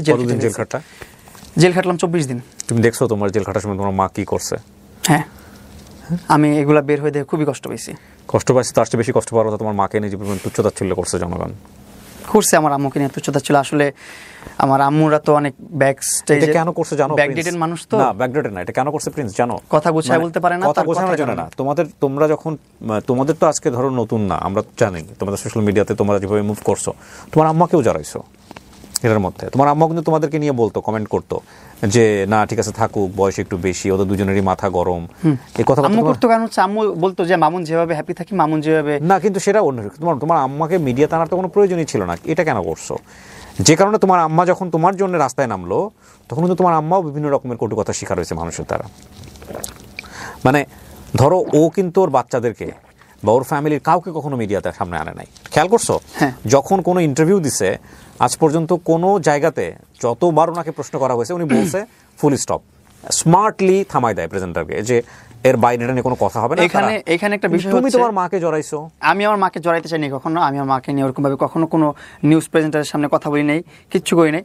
লালা কি করছে, আমার গ্রামে বাড়ি গেছে, যে ওই বললাম না ওর সাথে সব সময় এই যে এখন সমস্যা চলতেছে, এখন সমস্যা আমি কোথায় দৌড়ায়া নিজেকে সেফ ফিল করবো, কীভাবে নিজেকে রক্ষা করব, সেই জন্য আমি রাস্তায় রাস্তায় দৌড়াইতেছি। এই দৌড়াই, ওই জায়গায় যাই, ওই জায়গায় যাই, আমার নিজের খাওয়া দাওয়া ঘুমের কোনো কিছু ঠিক নাই। আর এই সময় ও যে এখানে মিট আপ করে, ওইখানে মিট আপ করে, আপনি ওর প্রোফাইলে ঢুকেন 100 পোস্ট পাবেন এই ঝগড়ার পরে। ও কতটা অ্যাটেনশন সিকার, ও এই ঝগড়া হয়েছে 5 দিন হয়েছে, 5 দিনের মধ্যে 500 ভিডিও আপলোড করে ফেলছে। 100 ভিডিও তো নর্মালি পাবেন ওর ভিডিওতে, ওর অ্যাকাউন্টে যান দেখবেন 100 ভিডিওর উপরে আছে। এখানে মিট আপ করে, সেখানে মিট আপ করে, আর মিট আপে যাচ্ছে, মিট আপের মধ্যে 20-30 জন নিউজ প্রেজেন্টার নিয়ে যাচ্ছে, তারা মাইক রেখে মিট আপ বন্ধ করে তারা নিউজ প্রেজেন্ট করতেছে। তার কতটা সময় আছে তার হাতে? তার বিষয় হচ্ছে আমি তো রাষ্ট্রবাদী, আমার মামলা রাষ্ট্র লড়বে, যা আমি তো মামলা করে দিয়ে এসছি, এটাই আমার জন্য অনেক কিছু। তারপর একটা রাষ্ট্র বুঝে নেবে, আইন বুঝে নেবে। সে তার মতন দৌড়াক, আমি আমার মতন চিল করি। সে তার মতো কিন্তু চিলে আছে, সে মিট আপ করে, এটা করে, সেটা করে, সে চিল করতেছে। মামলা করলো তোমার? হ্যাঁ, মামলা করলো, এই ধর্ষণ মামলা। এই দুধ দিয়ে গোসল করলাম। দুধ দিয়ে গোসল করার পর আমি বললাম যে আর জীবনও এই মহিলার কাছে যাবো না, এই মহিলার কাছে আর জীবনও যাবো না। 1 বছর কিন্তু পার হয়ে গেছে, যাই নেই। 1 বছরের মধ্যে এই 1 মাস আগে মাসুদ ভাই বলতেছে যে এইভাবে মামলা চলতেই থাকবে, হাজিরা দিতেই থাকবে, শেষ হবে না। নারী কেলেঙ্কারি মামলা তো এগুলো শেষ হয় না, এগুলো খুবই ঝামেলা, সারা জীবন নষ্ট হয়ে যাবে, জীবন ফিউচার সুন্দর করতে পারবি না। সো বেটার হয় যে তোর একটা ভালো একটা মিউচুয়াল আন্ডারস্ট্যান্ডিং আইসা মামলাটা ক্লোজ কর। এই হচ্ছে আমাকে বলা হলো। ঠিক আছে ভাই, আপনারা যেটা ভালো মনে করেন। এখন আমার তো আর মুরব্বী, তাদেরকেই মানি। তারা বলছে যেহেতু, ভাই যেটা ভালো মনে করেন আমাকে তারপর নিস্তার দেন, যেভাবে ভালো হয় আমার জন্য, আমার লাইফের জন্য। তারপর তারা মিলাই দিল, আমাদেরকে মিলাই দিয়া সে বললো যে ঠিক আছে তুমি লাইভে এসে সমাজের সামনে, মানে দেশবাসীর সামনে, সবার সামনে আমাকে সরি বলবা, আমি তোমাকে সরি বলবো, শোধবাদ শেষ, আর কোনো কথা হবে না, আমি তোমার মামলা তুলে নিব। আমি বললাম ঠিক আছে, তাহলে শুভাকাঙ্ক্ষী একটা আমাদের সম্পর্কে কী থাকবে? কয় আমি বললাম বন্ধু থাকি, আমি বললাম বন্ধু হই আমরা। ও বলে না, আমরা বন্ধু হবো কেন, আমরা কোলাবোরেশন পার্টনার, শুভাকাঙ্ক্ষী, আমি তোমার ভালো চাই, তোমার ভালো চাই, এতটুকুই, এর বাইরে আমাদের কোনো সম্পর্ক নেই। আমি ঠিক আছে, তোমার যেভাবে বলে ভালো মনে হয় বলো। তো আমি সব জায়গায় কিন্তু বন্ধু স্টাবলিশ করতে চাইছি, কিন্তু ও বলতে চাইছে শুভাকাঙ্ক্ষী, কোলাবোরেশন পার্টনার, এইগুলাই করুক, সমস্যা নেই, কিন্তু মামলাগুলো তুলুক। এর মধ্যে নিউজ প্রেজেন্টার দিয়ে একটা প্রেস কনফারেন্স করলাম, প্রেস কনফারেন্সে নিউজ করলাম, বললাম ওরে সরি বললাম, আমার সরি বললো। আমার ভুল বোকামি হয়েছে যে আমি স্টাম্প করে রাখিনি যে মামলা তুলবে, ভুল সরি বলার পর এই স্টাম্পটা করিনি আমি, ও বলে নেই। সিস্টেমটা করে নিয়ে দেখে এখানে আবার ফাইসা গেলাম। নিউজ প্রেস কনফারেন্স করার পর থেকেই ও আবার ওর কথা বলা শুরু হইলো যে এটা করতে হবে, সেটা করতে হবে, এখানে আসতে হবে, সেখানে আসতে হবে। এখন তো আবার ফাইসা গেছি। এখন আবার কি করব? এখন যখন যা বলে তখন তাই করতে হয়। যখন বলতে হয় এখন দিন, রাইতে বলে দিন, আর রাইতের বেলা দিন মানতে হয়। নাহলে পুলিশে ধরাই দিবে, মামলা আবার স্টার্ট করে দিবে, মামলায় যেভাবে পারে সেভাবে করবে। পরে আমি বললাম ঠিক আছে, তুমি যেভাবে বলবো সেভাবেই হোক, আমরা ভালো বন্ধু হিসাবে থাকি। পরে এমনও হয়েছে যে আমি নিউজ করতেছি তখন আমি বলতেছি, আমার বিয়ে হলে যখন প্রশ্ন করছে মানুষজন, আপনারা দেখছেন হয়তো বা অনেক জায়গায়, যে মামুন যদি বিয়ে করে আপনার কোনো সমস্যা আছে কিনা, বলতেছে আমার কোনো সমস্যা নাই, মামুন বিয়ে করবে, মামুনের হানিমুনি নিয়ে যাবো আফ্রিকাতে, মামুনের এটা করে দেবো, সেটা করে দেবো, এইগুলো পর্যন্ত বলছে নির্লজ্জ মানুষটা। এগুলো বলার পর আমি কোন মেয়ের সাথে ঘুরলাম না করলাম, কোন ফ্রেন্ড নিয়ে ঘুরলাম, কোন ফ্রেন্ডের সাথে মেক আউট করলাম, তারপর কি বলে ডেট করলাম, সেইগুলো নিয়ে তার কত সমস্যা, কত ঝামেলা, সে কেন করলাম, এখন তোর মামলা তুলবো না, কি করবি করে নে। প্রত্যেকবার এর থ্রেট আসতেই আছে। যতবার আমি কোথাও যাই ঘুরতে, ফ্রেন্ডদের সাথে আড্ডা মারতে যাই, ততবারই আমার ফোন দিয়ে বাজে ব্যবহার করে আর বলে যে তোর মামলা তুলবো না। আর ওইখান থেকে ফিরে আমি বারবার ওর কনভিন্স করি। তো লাস্ট টাইম যেটা হয়েছে, লাস্ট টাইম আমার বাসায় আসার পরে ও একটু কিছু কিছু খাওয়াইলো আমারে, খাওয়ানোর পর আমি একদম অচেতন হয়ে গেছি। অচেতন হয়ে আমি ওর বাসায় শুয়ে আছি, মানে অজ্ঞান হয়ে পড়ে আছি। আমি আপনাকে যদি দেখাই, এটা সুন্দর নর্মাল ঘুম না, নর্মাল। এই ভিডিওটা তুমি পেলা কিভাবে? ভিডিওটা পেলাম আমি ওদের যে প্রেস একটা গ্রুপ আছে, সেই গ্রুপেও 6:30 বাজে আপলোড করছে এই ভিডিও। তোমার ভিডিও? আমার পার্সোনাল ব্যক্তিগত ছবি, ভিডিও সবকিছু। আমি আপনাদেরকে একটু দেখাই। এই যে ক্রাইম, ভেরি ডেঞ্জারাস ক্রাইম। এই যে দেখেন, made the press, made the press. এটা উনি করেছে, তুমি শিওর? হ্যাঁ, ওনার ভেরিফাইড নাম্বার আমি দেখাই আপনাকে, আমি তো পুরো স্ক্রিন রেকর্ড করে রাখছি। তারপরে এই যে এটা ওনার ভেরিফাইড পেজ, ভেরিফাইড পেজ থেকে পোস্ট করা। এই মেয়েটা আমার একটা খুব ভালো একটা ফ্রেন্ড। দেখি ভিডিওটা। এটা হ্যাঁ, এগুলো তো আলোচনা হয়েছে, সমালোচনা হয়েছে। So why don't you take some legal action? এই মেয়েটা খুব ভালো একটা ফ্রেন্ড আমার। ও চিটাগাং ভালো ফ্রেন্ড এইভাবে ছবি তোলে? আচ্ছা, আমি তোমাদের জেনারেশন নিয়ে কথা বলতে চাই না ভাই, তোমরা এত ক্লোজ হতে পারো কিনা? Okay fine. ও হ্যাঁ, ওর পেজ থেকেই তো করছে এটা। ওর পেজ থেকে করছে। ও এটা কারণ আছে এভাবে ছবি তোলার। কারণ কি, ওর একটা বয়ফ্রেন্ড আছে অস্ট্রেলিয়াতে। এটা কে ছিল? এটা আমার একটা কাজের মেয়ে, মানে কাজ করার, মানে ভিডিও কন্টেন্টের কাজের মেয়ে। সেখানে আমরা এইভাবে okay fine. So you have T-shirt পরা আছে আমি। But she is also popular content creator. হ্যাঁ। ওর নাম কি? অনামিকা ঐশী। তো ও আমার খুব ভালো ফ্রেন্ড। মানে ওর সাথে তোমার যে ধরনের ভিডিও, সেটা তো তোমাদের মধ্যে ইন্টিমেসি ছিল? না, ইন্টিমেসি ব্যক্তিগত বিষয়। ইন্টিমেসি ভিডিও না, ব্যক্তিগত বিষয়। ঠিক আছে, ইন্টিমেসি কোনো ভিডিও নাই আমার এখানে। আমার কোনো পর্নোগ্রাফি ভিডিও নাই এখানে। আচ্ছা, অনামিকা ঐশীর সঙ্গে তোমার যে ভিডিওটা, এগুলো পর্নোগ্রাফি নাই এখানে, কোনো স্ক্যান্ডাল নাই। সব নর্মাল ভিডিওগুলোকে ও খারাপভাবে ওইখানে আবার পর্নোগ্রাফি ঢুকাই দিয়েছে, অন্য মানুষের ভিডিও ঢুকাই দিয়ে সেগুলো আপলোড করছে। ওকে, আমি আপনাকে ওই জিনিসটা দেখাই একটু। জি। এই যে এই রেকর্ডের মধ্যে আছে, এই যে নাম্বারটা। আচ্ছা, ওই আরেকটা ঘটনা যেটা বলতেছিলাম, এটা একটু বলা দরকার ছিল, একটু বলি। ওই যে বললেন যে ফ্রেন্ডদের সাথে ছবি তুলে, এই মেয়েটা আবার কি করছে, মেয়েটার সাথে ওই দিনে প্রথম পরিচয় আমার। মেয়েটা ওর বয়ফ্রেন্ডকে ট্রিগার হয়ে বয়ফ্রেন্ডের উপর রাগ করে, বয়ফ্রেন্ড কি করছে, থাকে ঢাকার, বাংলাদেশের বাইরে, ওই আবার আরেকটা মেয়ে নিয়ে ঘুরছে, ডেট করছে। দুজন খুব লয়াল ছিল। ছেলে যেহেতু ডেট করছে, মেয়েটাও রাগ হয়ে বলতেছে, আমার বয়ফ্রেন্ড তো এরকম আমার সাথে চিট করছে, তোমার সাথে কয়েকটা ছবি তুলে এগুলারে ওরে আমি ট্রিগার করবো, ওরে নিয়ে একটু মজা নেবো, চেতাবো, ওরে একটু আমাকে হারানোর ভয়টা ওকে দেখাবো, ও যেন ভয় পায় যে আমিও ডেট করতে পারি, আমিও বাইরে যেতে পারি, আমি ওকে ছেড়ে দিতে পারি। এই জন্য ওই ছবিটা তুলছি, ওই ছবিটাও আপলোড করেছি। এই জিনিস, এই স্টোরিটাও লেলা জানে। এই যে ওর ভেরিফাইড নাম্বার, এই যে ওর ভেরিফাইড নাম্বার, এই নাম্বার থেকে যে দিচ্ছে এই জিনিসগুলো, এই সব প্রুফ। এই যে সকাল 6:30 বাজে ও পোস্ট করছে। আমি যদি এই লাইভ করে বের হওয়ার পর এইগুলা যখন করলাম, আবার বলি ওইখান থেকে শুরু করি, যে ওর বাসায় ঘুমাচ্ছি, ঘুম থেকে উঠলাম 11টার দিকে, উঠে দেখি কি অনলাইনে আমার ভিডিও, আমার ব্যক্তিগত ভিডিও, ব্যক্তিগত ছবি যেগুলো আমি তুলে রাখছি আমার মোবাইলে, সেগুলো পাবলিশড হয়ে গেছে। আমি কীভাবে পাবলিশড হলো, আমি ঢুকে দেখি কি মোবাইলটা লেলা স্টকিং করছে। স্টকিং করে আমার সব মোবাইল, যত ছবি, যত ভিডিও ছিল সব বের করছে। তারপর এই দেখেন, ছবি দেখাই আমি, 10:22 দেখেন কীভাবে ঘুমাচ্ছি আমি, কোলবালিশের উপর মাথা দিয়ে এভাবে পড়ে আছি। এটা কি সুস্থ ঘুম?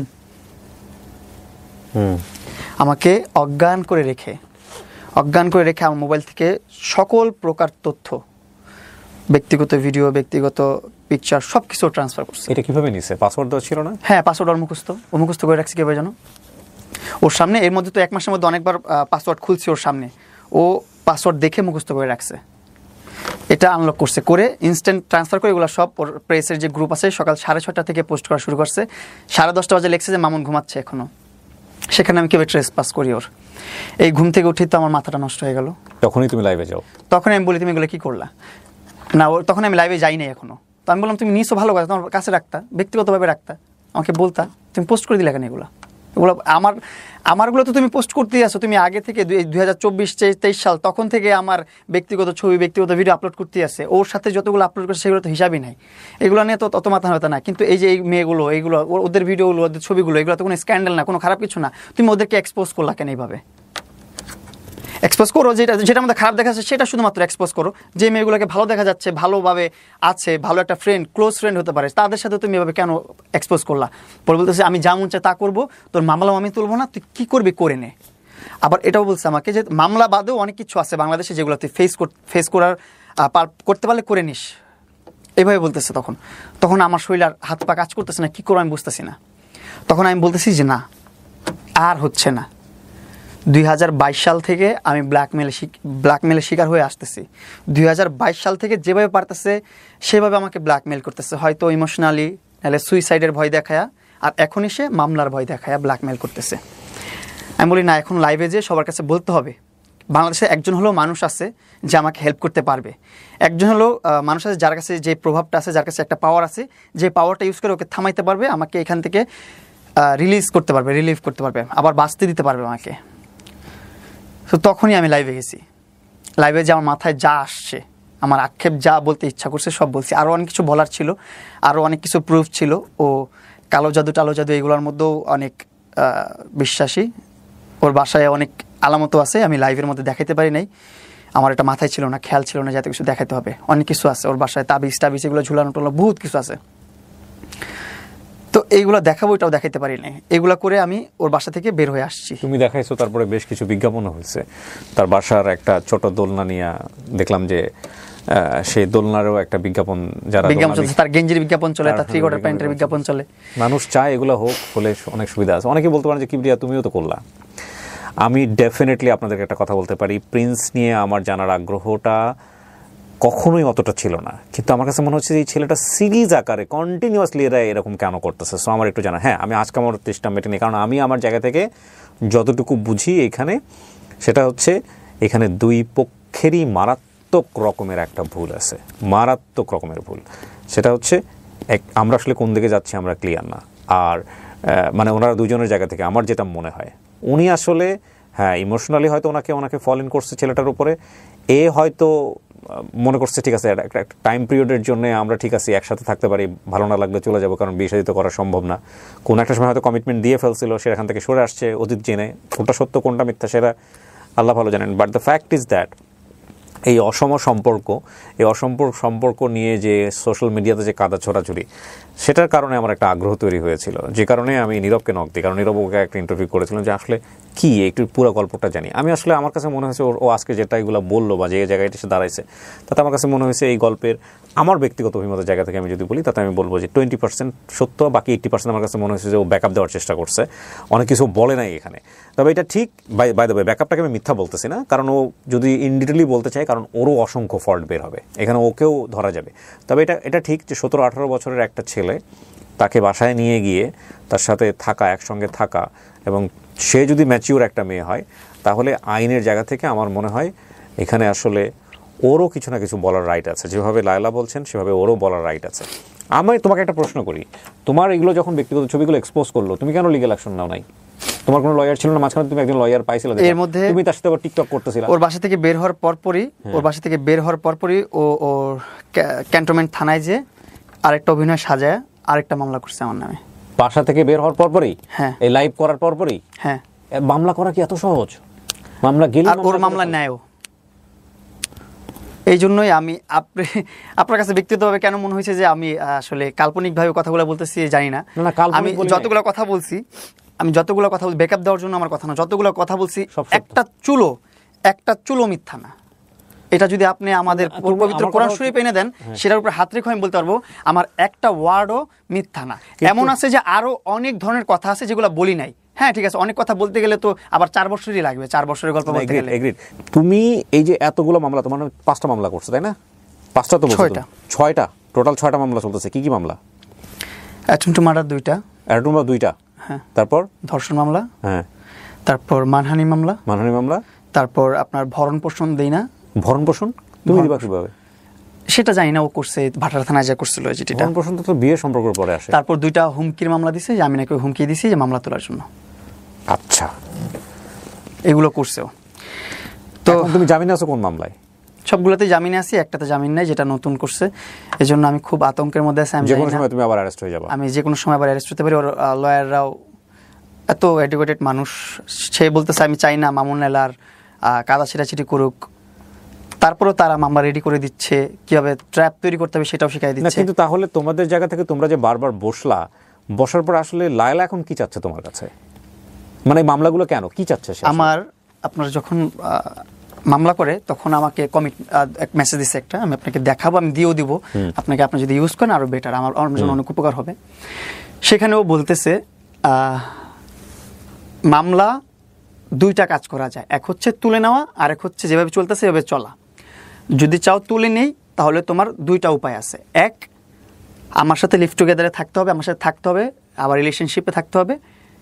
সেকেন্ড হচ্ছে আমাকে ফিজিক্যালি অ্যাসল্টের জন্য 90 লক্ষ টাকা জরিমানা দিতে হবে। এটা হচ্ছে লাইলা কনভারসেশন, আমার কাছে স্ক্রিনশট আছে, আমি দিচ্ছি আপনাকে। এটা এই ছিল ওর প্রথম কনভারসেশন। এখন ওর কনভারসেশন কি বা ওর চাহিদা কি আমি বুঝতেছি না। কারণ 1 মাস আগে বলছে যে মামুনের কাছ থেকে কোনো ধরনের চাহিদা আমার নাই, মামুন আমার কাছে অনলাইনে সরি বলবে, আমি মামুনকে সরি বলবো, মামলা তুলে ফেলবো। কিন্তু এখন এসে আবার ওর অনেক ধরনের চাহিদা শুরু হচ্ছে। এখন আবার ও পোস্ট করে মামুন করছে, আমি কেন করবো, আমি সিঙ্গেল একটা ছেলে, আমি কেন করবো, কাকে বলে বউ রেখে অন্য মেয়ে নিয়ে ফুষ্টি নষ্ট করলে তাকে বলে পরকীয়া। ও কি বুঝে না? ও যেটা করছে সেটা হচ্ছে পরকীয়া। ওর তো লাইফের স্টোরির অভাব নাই। ওর যে কলিগরা আছে বা ওর যে ফ্রেন্ডসরা আছে, আমি তো আরো কিছু কয়েকজন মানুষের সাথে মিট হয়েছি, একজনের সাথে পরিচয় করাই দিছে, তারপরও সে কোনোভাবে ট্র্যাপ করে তাকে আমার কাছ থেকে সরাই দিছে যে সে যেন আমার সাথে কথা বলতে না পারে। তার কোনো বন্ধুর সাথে সে আমাকে মিলায় নাই, মিশায় নাই, শুধুমাত্র 2টা পার্সনের সাথে মিলাইছিল। সে দুজনেই বসুন্ধরাতেই থাকে, মানে রাস্তার মধ্যে দেখা হয়েছে একজনের সাথে, আরেকজনের বাসায় নিয়ে গেছিল দেখা করাইতে। এই 2টা পার্সনের সাথে দেখা করাইছে। তো একটা পার্সন যার সাথে রাস্তায় দেখা করাইছে, সে আমাকে বলছে তার কোনো ঠিক নাই, সে কত ছেলের সাথে প্রেম করছে, কত ছেলের সাথে ধরেছে, সে জামাই রেখে যে আরেকজনের সাথে করতো, এগুলোর কারণে ডিভোর্স হয়। শুধু সে এক আর্মি অফিসার রেখে আরেক আর্মি অফিসারের সাথে যে এইগুলো কথা ওই লোকগুলা বলছে আর কি, আমি আমার কাছে শোনা কথা এগুলো আর কি। বলে 4 বছর তুমি কই ছিলা, 4 বছরে তুমি খোঁজ পাও না। আমি খোঁজ পাই তো সরে আসতে চাইছি, তখন থেকে তুমি মামলা দিয়ে আটকে রাখছো আমাকে। আমি তো সরে যেতে চাইছি তখন থেকেই, আমি তো জানার আগে থেকেই সরে যেতে চাইছি। মানে তোমার সরে আসার মূল কারণটাই কি এটা, যে ওনার 2টো বিয়ে ছিল এটাই? এটা ছাড়াও আমি প্রথম থেকেও যখন ওর সাথে সম্পর্ক শুরু হয়, তখন আমাকে বলছে কোনো ধরনের কমিটমেন্ট নাই, আমার সাথে তোমার সংসার করতে হবে না, বিয়ে করতে হবে না, কিছু করতে হবে না, তুমি তোমার মতো লাইফ লিড করবো, আমি আমার মতো লাইফ লিড করবো, কিন্তু এই কিছুদিন আমার সাথে থাকো, এটা করো সেটা করো, ঠিক আছে।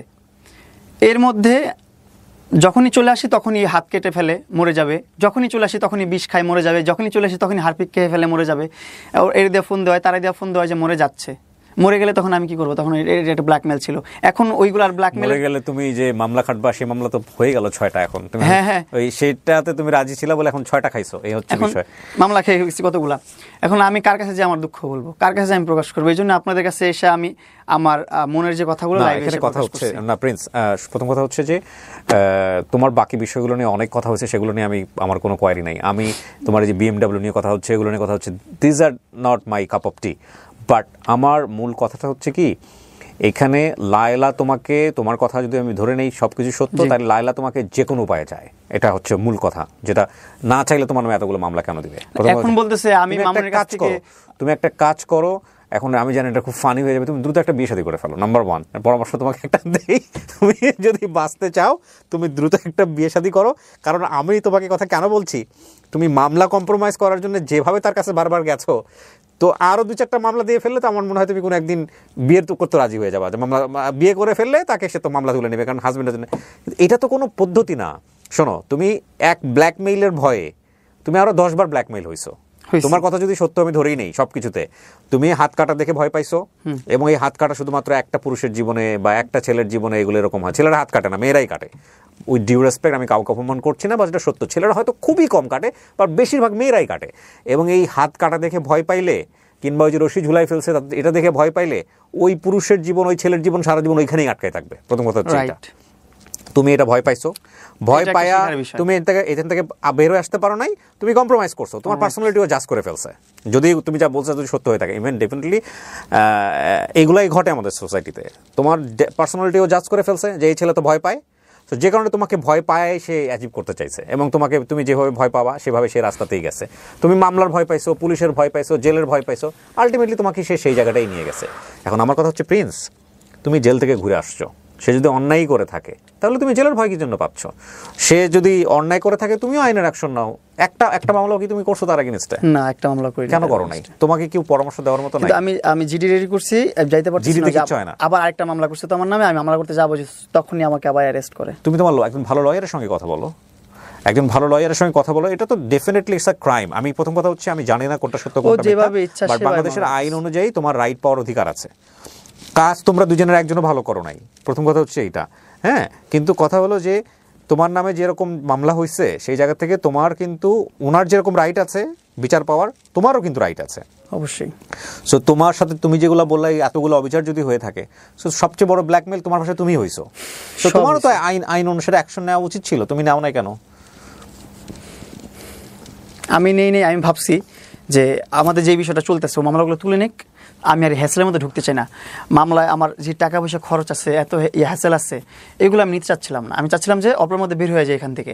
তোমাদের নামে লিগ্যাল নোটিশ গেছে কিছুদিন আগে, আমি দেখলাম।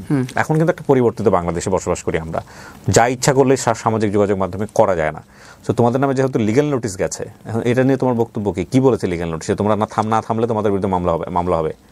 থার্ড পার্টি চলে আসতেছে মামলা করার জন্য, বুঝতেছো জীবনটা কোন দিকে যাচ্ছে? দেখ, তাও ভালো, তাও তো বাঁচবো, ওইটাও বুঝবে যে কেমনে খাটতেছি আমি, কতটা কষ্ট পাচ্ছি, জেলটা কত কঠিন, খাইতে আসুক বুঝবে। আমি আবার জেলে যাবো, সমস্যা নাই, এমনিও যাইতে হবে এমনিও যেতে হবে।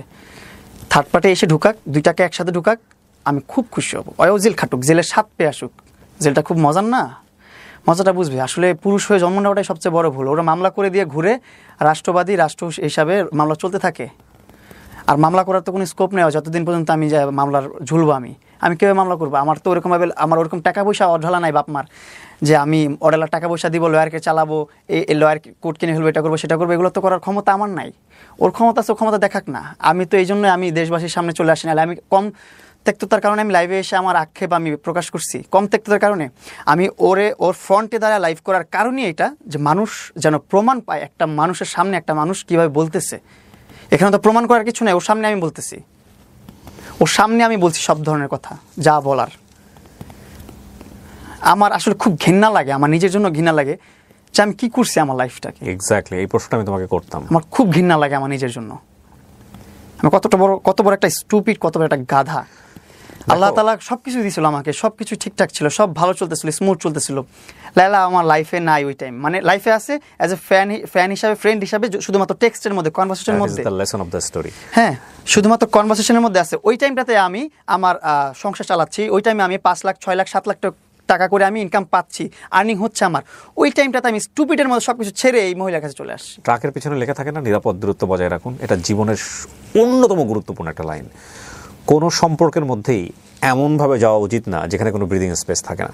ফ্যান এবং সেলিব্রিটিদের সম্পর্ক অলওয়েজ ডিস্টেন্স মেনটেন করা উচিত, অলওয়েজ করা উচিত। এবং এই সম্পর্ক, এই ফ্যান এবং ভালোবাসার সম্পর্ক ওইভাবেই রাখা। আমি এই বয়সে হলে হয়তো বা এই ট্র্যাপের মধ্যে পড়তাম। Exactly, that is another point. 17-18 বছর বয়স, আমি এই বয়সে হলে আমি এই ট্র্যাপটার মধ্যে পড়তাম না, এই ঝামেলার মধ্যে পড়তাম না। আর আপনি দেখেন, পরপর যতবার কন্ট্রোভার্সি হয়, সমাজ নষ্ট হয় বা যাই বলেন, সেটা কিন্তু আমার ওয়ে থেকে আগে আসে না, ওর ওয়ে থেকে আসে। কারণ কি, ও চায় টপ অফ দ্য লাইনে থাকতে, ও চায় অ্যাটেনশন মানুষের। ও এখন একজন অ্যাটেনশন সিকার। ও দেখেন কয়টা পোস্ট করছে ওর বাসা থেকে লাইভ করে আসার পর, আমি কয়টা পোস্ট করছি। একটা সিঙ্গেল পোস্ট আমাকে দেখাতে পারলে, কিবরিয়া ভাই আপনার আমার বাড়ি দিবেন এই জায়গায় দাঁড়ায়। আর ওর অ্যাকাউন্টে যান আপনি, 100 পোস্ট পাবেন। ও চিল, ও মন মতো ঘুরতেছে, মন মতো যা ইচ্ছা তাই করতেছে, মিট আপ করতেছে, ফ্যান মিট আপ করতেছে, ও গেট টুগেদার করতেছে, হ্যাং আউট করতেছে। ওর পক্ষেও দেখলাম অনেকেই কথা বলছে, ওর পক্ষে কথা বলতেছে, ওই যে ওর কিছু নিয়ে ঘুরে তো ওইগুলা নিয়ে কথা বলাইতেছে। যাই হোক, কথাটা একটু টুট মেরে দিয়েন, যাই আমি কাউকে ছোট করে কথা বলতে চাই না, কারো ক্যারেক্টার নিয়ে কথা বলতে চাই না। কিন্তু ওই লোকগুলো এসে বলে যে আমি সাক্ষী ছিলাম মামুন লায়লার বিয়েতে। আমি আপনাকে একটু শোনাই এই কথাটা। তোমরা বিয়ে শাদী করছো নাকি? এই কথাটা আমি শোনাই, এই লাইনটাও, এই টপিকটাও একটু কথা বলা দরকার আমার এখন। আমি একটু বলি, আগে প্রথমে ভিডিওটা বের করি। প্রথমত এই যে ওর ভেরিফাইড পেজ থেকে, ওর অরিজিনাল পার্সোনাল পেজ থেকে আমাদের নিকানামা আপলোড করছে যে আমরা বিবাহিত। তারপর জবানবন্দি, এই যে যাকে নিয়ে ওর সাপোর্টার। স্ক্রিনে যে পেপারস দেখছেন, এটা ওদের বিয়ের কাগজ। পুরো দুনিয়া লায়লাকে খারাপ বললেও আমি বলি না, কারণ আমি রিয়েল ঘটনাটা জানি। দুবার হুজুর ডেকে ওদের বিয়ে পড়ানো হয়েছে। আর শুনতে চাই না। এরপর আপনারা তো সোশ্যাল মিডিয়াতে দেখছেন, এখন এসে প্রমাণিত হয়েছে। আপনার প্রতিদিনের বাংলাদেশ নামে একটা পত্রিকা আছে, নিউজ চ্যানেল আছে, যারা এটা ফাইন্ড আউট করছে যে কাবিননামাটা যে খেলতেছে লায়লা, এটা যে বের করছে হুট করে আবার নতুন করে, এটা আবার পিছনে কি আছে, এটা নিয়ে গেছে ওনারা কাজী অফিসে। যাওয়ার পর দেখছে টোটালি ফেক। যে কাজী সই করছে সেই কাজী মারা গেছে 2 বছর আগে। 2 বছর আগে কাজী মারা গেছে, তার নামে তার সই দিয়ে আমার আর তার বিয়ে হয়ে গেছে। কিভাবে হলো? 2বার নাকি হুজুর ডেকে বিয়ে হয়েছে, এই নাকি সাক্ষী। এই ব্যাটাকে সব ডিম থেরাপি দেওয়া দরকার, তাহলে সব বের হবে। দেখছেন সব স্ক্রিপ্টেড, ওর জীবনে যা আছে সব স্ক্রিপ্টেড। আমার একবার বলছে বিয়ে হয়েছে, এই ভরণ পোষণ মামলা করতে গেছে ভাটারা থানায়। মামুন আমাকে ভরণ পোষণ দেয় না, মামুনকে ফেরত নিতে আসছি, মামুন আমাকে মারধর করছে। আপনারা খোঁজ নিলে আমি জিডি পেপারটাও আপনাকে পাঠিয়ে দিব, সমস্যা নেই। কোন ধরনের মামলাও করে নাই। তার মানে তুমি বলতে চাচ্ছ যে কাবিনটা ঠিক নাই, ফেক? ঠিক নাই, ফেক, টোটালি ফেক। এটাও বানাইছে আমাকে আবার আরেক ট্র্যাপে ফালানোর জন্য। এখন আবার আরেকটা ট্র্যাপে ফালানোর জন্য এই কাবিনটাও তৈরি করছে টাকা দিয়ে। তোমার এই কথাগুলো যদি সত্যি হয়ে থাকে, তুমি আইনি ব্যবস্থা নিচ্ছ না? 100% সত্য। এটার মধ্যে মিথ্যা প্রমাণ করতে পারলে আমি বলবো আপনারা যে ধরনের শাস্তি দিবেন আমাকে। কেউ নাই যে তোমাকে একটা ভালো পরামর্শ দিতে পারে? আমার কেউ নাই এখনো ভালো পরামর্শ দিবে। তোমরা এত ভালো ভালো ফ্রেন্ড সার্কেল নিয়ে ঘোরো, সারাক্ষণ থাকো অনলাইনে। আমি যেটা দেখতে পাচ্ছি, তোমার কথা যদি আমি সমস্ত কিছু বিশ্বাস করি নি, তাহলে তো তোমার নামে যেগুলো মামলা হয়েছে সেই মামলাগুলো ওনার নামে হওয়া উচিত। অবশ্যই হওয়া উচিত। এবং যে ধর্ষণের যে ব্যাপার স্যাপার, এটার মধ্যে কোনো আলামত নাই। ধর্ষণের মামলা তো যদি ওর বয়স 17 হয়ে থাকে, 17 অবস্থায় যদি উনি ওনার 30 বা 45 বছর বয়সে যদি এই সম্পর্কে যেয়ে থাকে, তাহলে তো ধর্ষণের মামলা এর পক্ষ থেকে হওয়া উচিত। 7 বছর আগে, 4 বছর আগে আমি যদি এখন 22-23 হই, 4-5 বছর আগে আমার বয়স 16-17-18, তখন আমার ভোটার আইডি কার্ড কোনো কিছু নাই। ও নিজেই বলছে আমি মামুনের ভোটার আইডি কার্ড বানিয়ে দিছি। চাইল্ড অ্যাবিউজ হয়েছে না? দেখেন, বিষয়গুলো অনেক জটিল। আমি একটা কথা বলি, এই যে নোংরামি, কাদা ছড়াছড়ি এগুলো হচ্ছে, এগুলো নিয়ে মানুষ একসময় আর মজা পাবে না। অলরেডি এখন আর মজা পায় না। যদি আমি এগুলো কখনো টপ অফ দ্য লাইনে আনতে চাই না, এগুলো কখনো সামনে আনতে চাই না। ভিউজ হচ্ছে, এটা ঠিক, হ্যাঁ ভিউজ হচ্ছে, এটা ঠিক, বাট এটা ঠিক একটা সময় গিয়ে আপনারা কিন্তু দুজনেই বিপদে পড়ে যাবেন। ঠিক আছে? কারণ সত্য কথা বলতে যেটা হচ্ছে, এই যে তৃতীয় পক্ষ যারা এখন কিন্তু যে লিগ্যাল নোটিশ পাঠাচ্ছে, সেখান থেকে পাঠাচ্ছে, একটা সময় এগুলো আর ভালো লাগবে না, এবং আমাদেরও নিশ্চয়ই এগুলো নিয়ে আর ভালো লাগবে না। তো আমার মনে হয় কি, কাউকে না কাউকে তো থামতে হবে আসলে। হ্যাঁ, জোর করেও যেমন কাউকে পাওয়া যায় না। আর দ্বিতীয় কথা হচ্ছে যে কেউ যদি থাকতে না চায়, সম্পর্ক এমন একটা জিনিস, সেখানে আসলে কোনো আইন, কোনো আদালত দিয়েও সেটা আটকানো যায় না। দিন শেষে ক্ষতির পরিমাণ কিন্তু বহুত, ক্ষতিটা এত বেশি, লায়লা বলেন বা মামুন বলেন, যেই বলেন না কেন, আপনাদের দুজনের যে ব্যক্তিগত ইমেজ, পারিবারিক ইমেজ, এটার যে ক্ষতি হয়েছে, এই ক্ষতি কিন্তু আপনারা কোনোভাবেই পূরণ করতে পারবেন না। এরপরে আপনারা দেখবেন যে পাবলিক ইনসিডেন্ট ঘটে যেতে পারে, ঘটবেও। একসময় দেখবেন যে আমাদের বইমেলাতে কিন্তু বেশ কিছু পাবলিক ইনসিডেন্ট ঘটেছিল, আপনাদের মনে আছে কিনা জানি না। সেখানে কিন্তু মানুষ কিন্তু এই জিনিসগুলো ধীরে ধীরে রিয়াক্ট করা শুরু করছে। ভুয়া স্লোগান দেওয়া থেকে শুরু করে এক ধরনের মানে ফিজিক্যাল অ্যাসাল্টের দিকে চলে যাচ্ছিল। সো সেই দিন হয়তো খুব বেশি দূরে না, এগুলো মানুষকে যতটা বেশি ক্যাওয়েটিক পজিশনে দিবেন, হয়তো আল্লাহ না করুক আপনারা হয়তো এরকম কোনো কিছু ফেস করবেন। সো আমার মনে হয় আপনাদের থামা উচিত, দুজনেরই থামা উচিত। ও এটা এনজয় করে, আর ও হ্যাং আউট করতেছে, গেট টুগেদার করতেছে, 2-4-500 মানুষ নিয়ে, 2-4-5 হাজার মানুষ নিয়ে হ্যাং আউট করতেছে। আমার মনে হয় যে এগুলো থামানো উচিত। আর এই মামলা বলেন বা যেটাই কিছু বলেন, এখানে কিন্তু মানুষ একটা সময় বুঝে যাবে কোনটা রাইট কোনটা রং। ঠিক আছে? সো এটা আমার মনে হয় স্টপ করা উচিত। প্রিন্স, আমি যেটা বলবো যে শেষ কথা হচ্ছে যে আইনের অধিকার সবার পাওয়ার আছে। একটা হচ্ছে লায়লা যেভাবে আইনি লড়াই করছে, আমার মনে হয় এখন আইনের সহায় হব। আমার মনে হয় যে তোমারও তুমি যেগুলো বলছো সেগুলো যদি সত্য হয়ে থাকে, সবকিছু যদি ঠিক হয়ে থাকে, তাহলে তোমারও রাইট আছে আইনি অধিকার পাওয়ার, সুন্দরভাবে বাঁচা। আসলে আমার ওরকম লবিং পাচ্ছি না, ওরকম। তুমি মাঝখানে একজন লয়ারকে নিয়ে আসছিলা, আমি দেখলাম যে তুমি তার সাথে আবার টিকটক করা শুরু করছো, ভদ্রমহিলার সঙ্গে, 1-2টা বোধ হয়, আমি যদি ভুল না বলে থাকি। উনি কোথায়? ওনাদের চেম্বারে করেছিলাম। তো উনি কোথায় এখন? উনি আছেন। এগুলো তো ভয়ঙ্কর রকমভাবে অপরাধ, কারো ব্যক্তিগত জিনিস তথ্য পাস করে দেওয়া। ঠিক আছে? প্রিয় দর্শক এবং শ্রোতা, লাস্টের দিকেও যে লাইনগুলো বলেছে, সেগুলোই কিন্তু আজকের গল্পের মোরালিটি, যে কোনো সম্পর্কেই এমনভাবে জড়া উচিত না যেটা আপনার জীবনটাকে শেষ করে দিবে। এবং দেখুন, এটা যদি ওর বৈবাহিক সম্পর্কে হতো, যে ও মেয়েটাকে বিয়ে করেছে, মহিলাকে বিয়ে করেছে, তারপরে ওর লাইফে এগুলো ঘটেছে, তাও এটা কনসিডারেবল। কিন্তু বাংলাদেশের মতো সমাজে বসবাস করে ধর্মীয় এবং সামাজিক মূল্যবোধের জায়গাটা থেকে এমন একটা ব্র্যান্ড ওর জীবনে পড়ে গেছে, ওকে যদি লায়লা আজকে ছেড়েও দেয়, ধরেন আজকের পর থেকে নর্মাল লাইফ লিড করতেছে, ও কি পারবে জীবনে এই রিকভারি করতে? অনেক সময় লাগবে। তুমি কোনোদিনই রিকভার করতে পারবে না, এটা কখনোই তুমি সুস্থ জীবনে যেতে পারবে না। তোমাদের পরবর্তী জীবনে একটা ঝামেলা তৈরি হবে, তোমার লাইফে হয়তো নতুন কেউ আসবে, সে তোমাকে কথায় কথায় খোটা দিবে যে তোর অতীত জানে না, তোর অতীত পুরো বাংলাদেশ জানে। তুমি এই জায়গা থেকে কখনো বের হতে পারবে না। আর আমার মনে হয় যে আমাদের সবারই একটু, যারা আমরা এত ওদের কাছাকাছি বসবাস করি, তাদের সবাই একটু ওদেরকে বেটার পরামর্শ, দুজনকে আলাদা করে দুজনের একটা সুন্দর জীবনযাপন করতে দেওয়া উচিত। বাট এখানেও কথা হচ্ছে যে আসলেই কি ওনারা নিজেরা চায়? আসলেই কি অধ্যায়টা এখানে শেষ হলো? কিন্তু আমি যে কোনো মুহূর্তে এই অধ্যায় শেষ চাই, যেভাবে হোক, এনি হাউ এনি কস্ট। শেষ করছি আমরা আজকের মতো। অধ্যায় শেষ হলো কিনা জানি না, দুজনেই আপনারা স্বাভাবিক জীবনযাপন করেন, আমরাও স্বাভাবিক জীবনযাপন করি, এটাই আমরা চাই। আমি স্বাভাবিক জীবন ফিরে পেতে চাই আপনাদের মাধ্যমে। সো ভালো থাকেন, এই শেষ করছি আমরা আজকের মতো।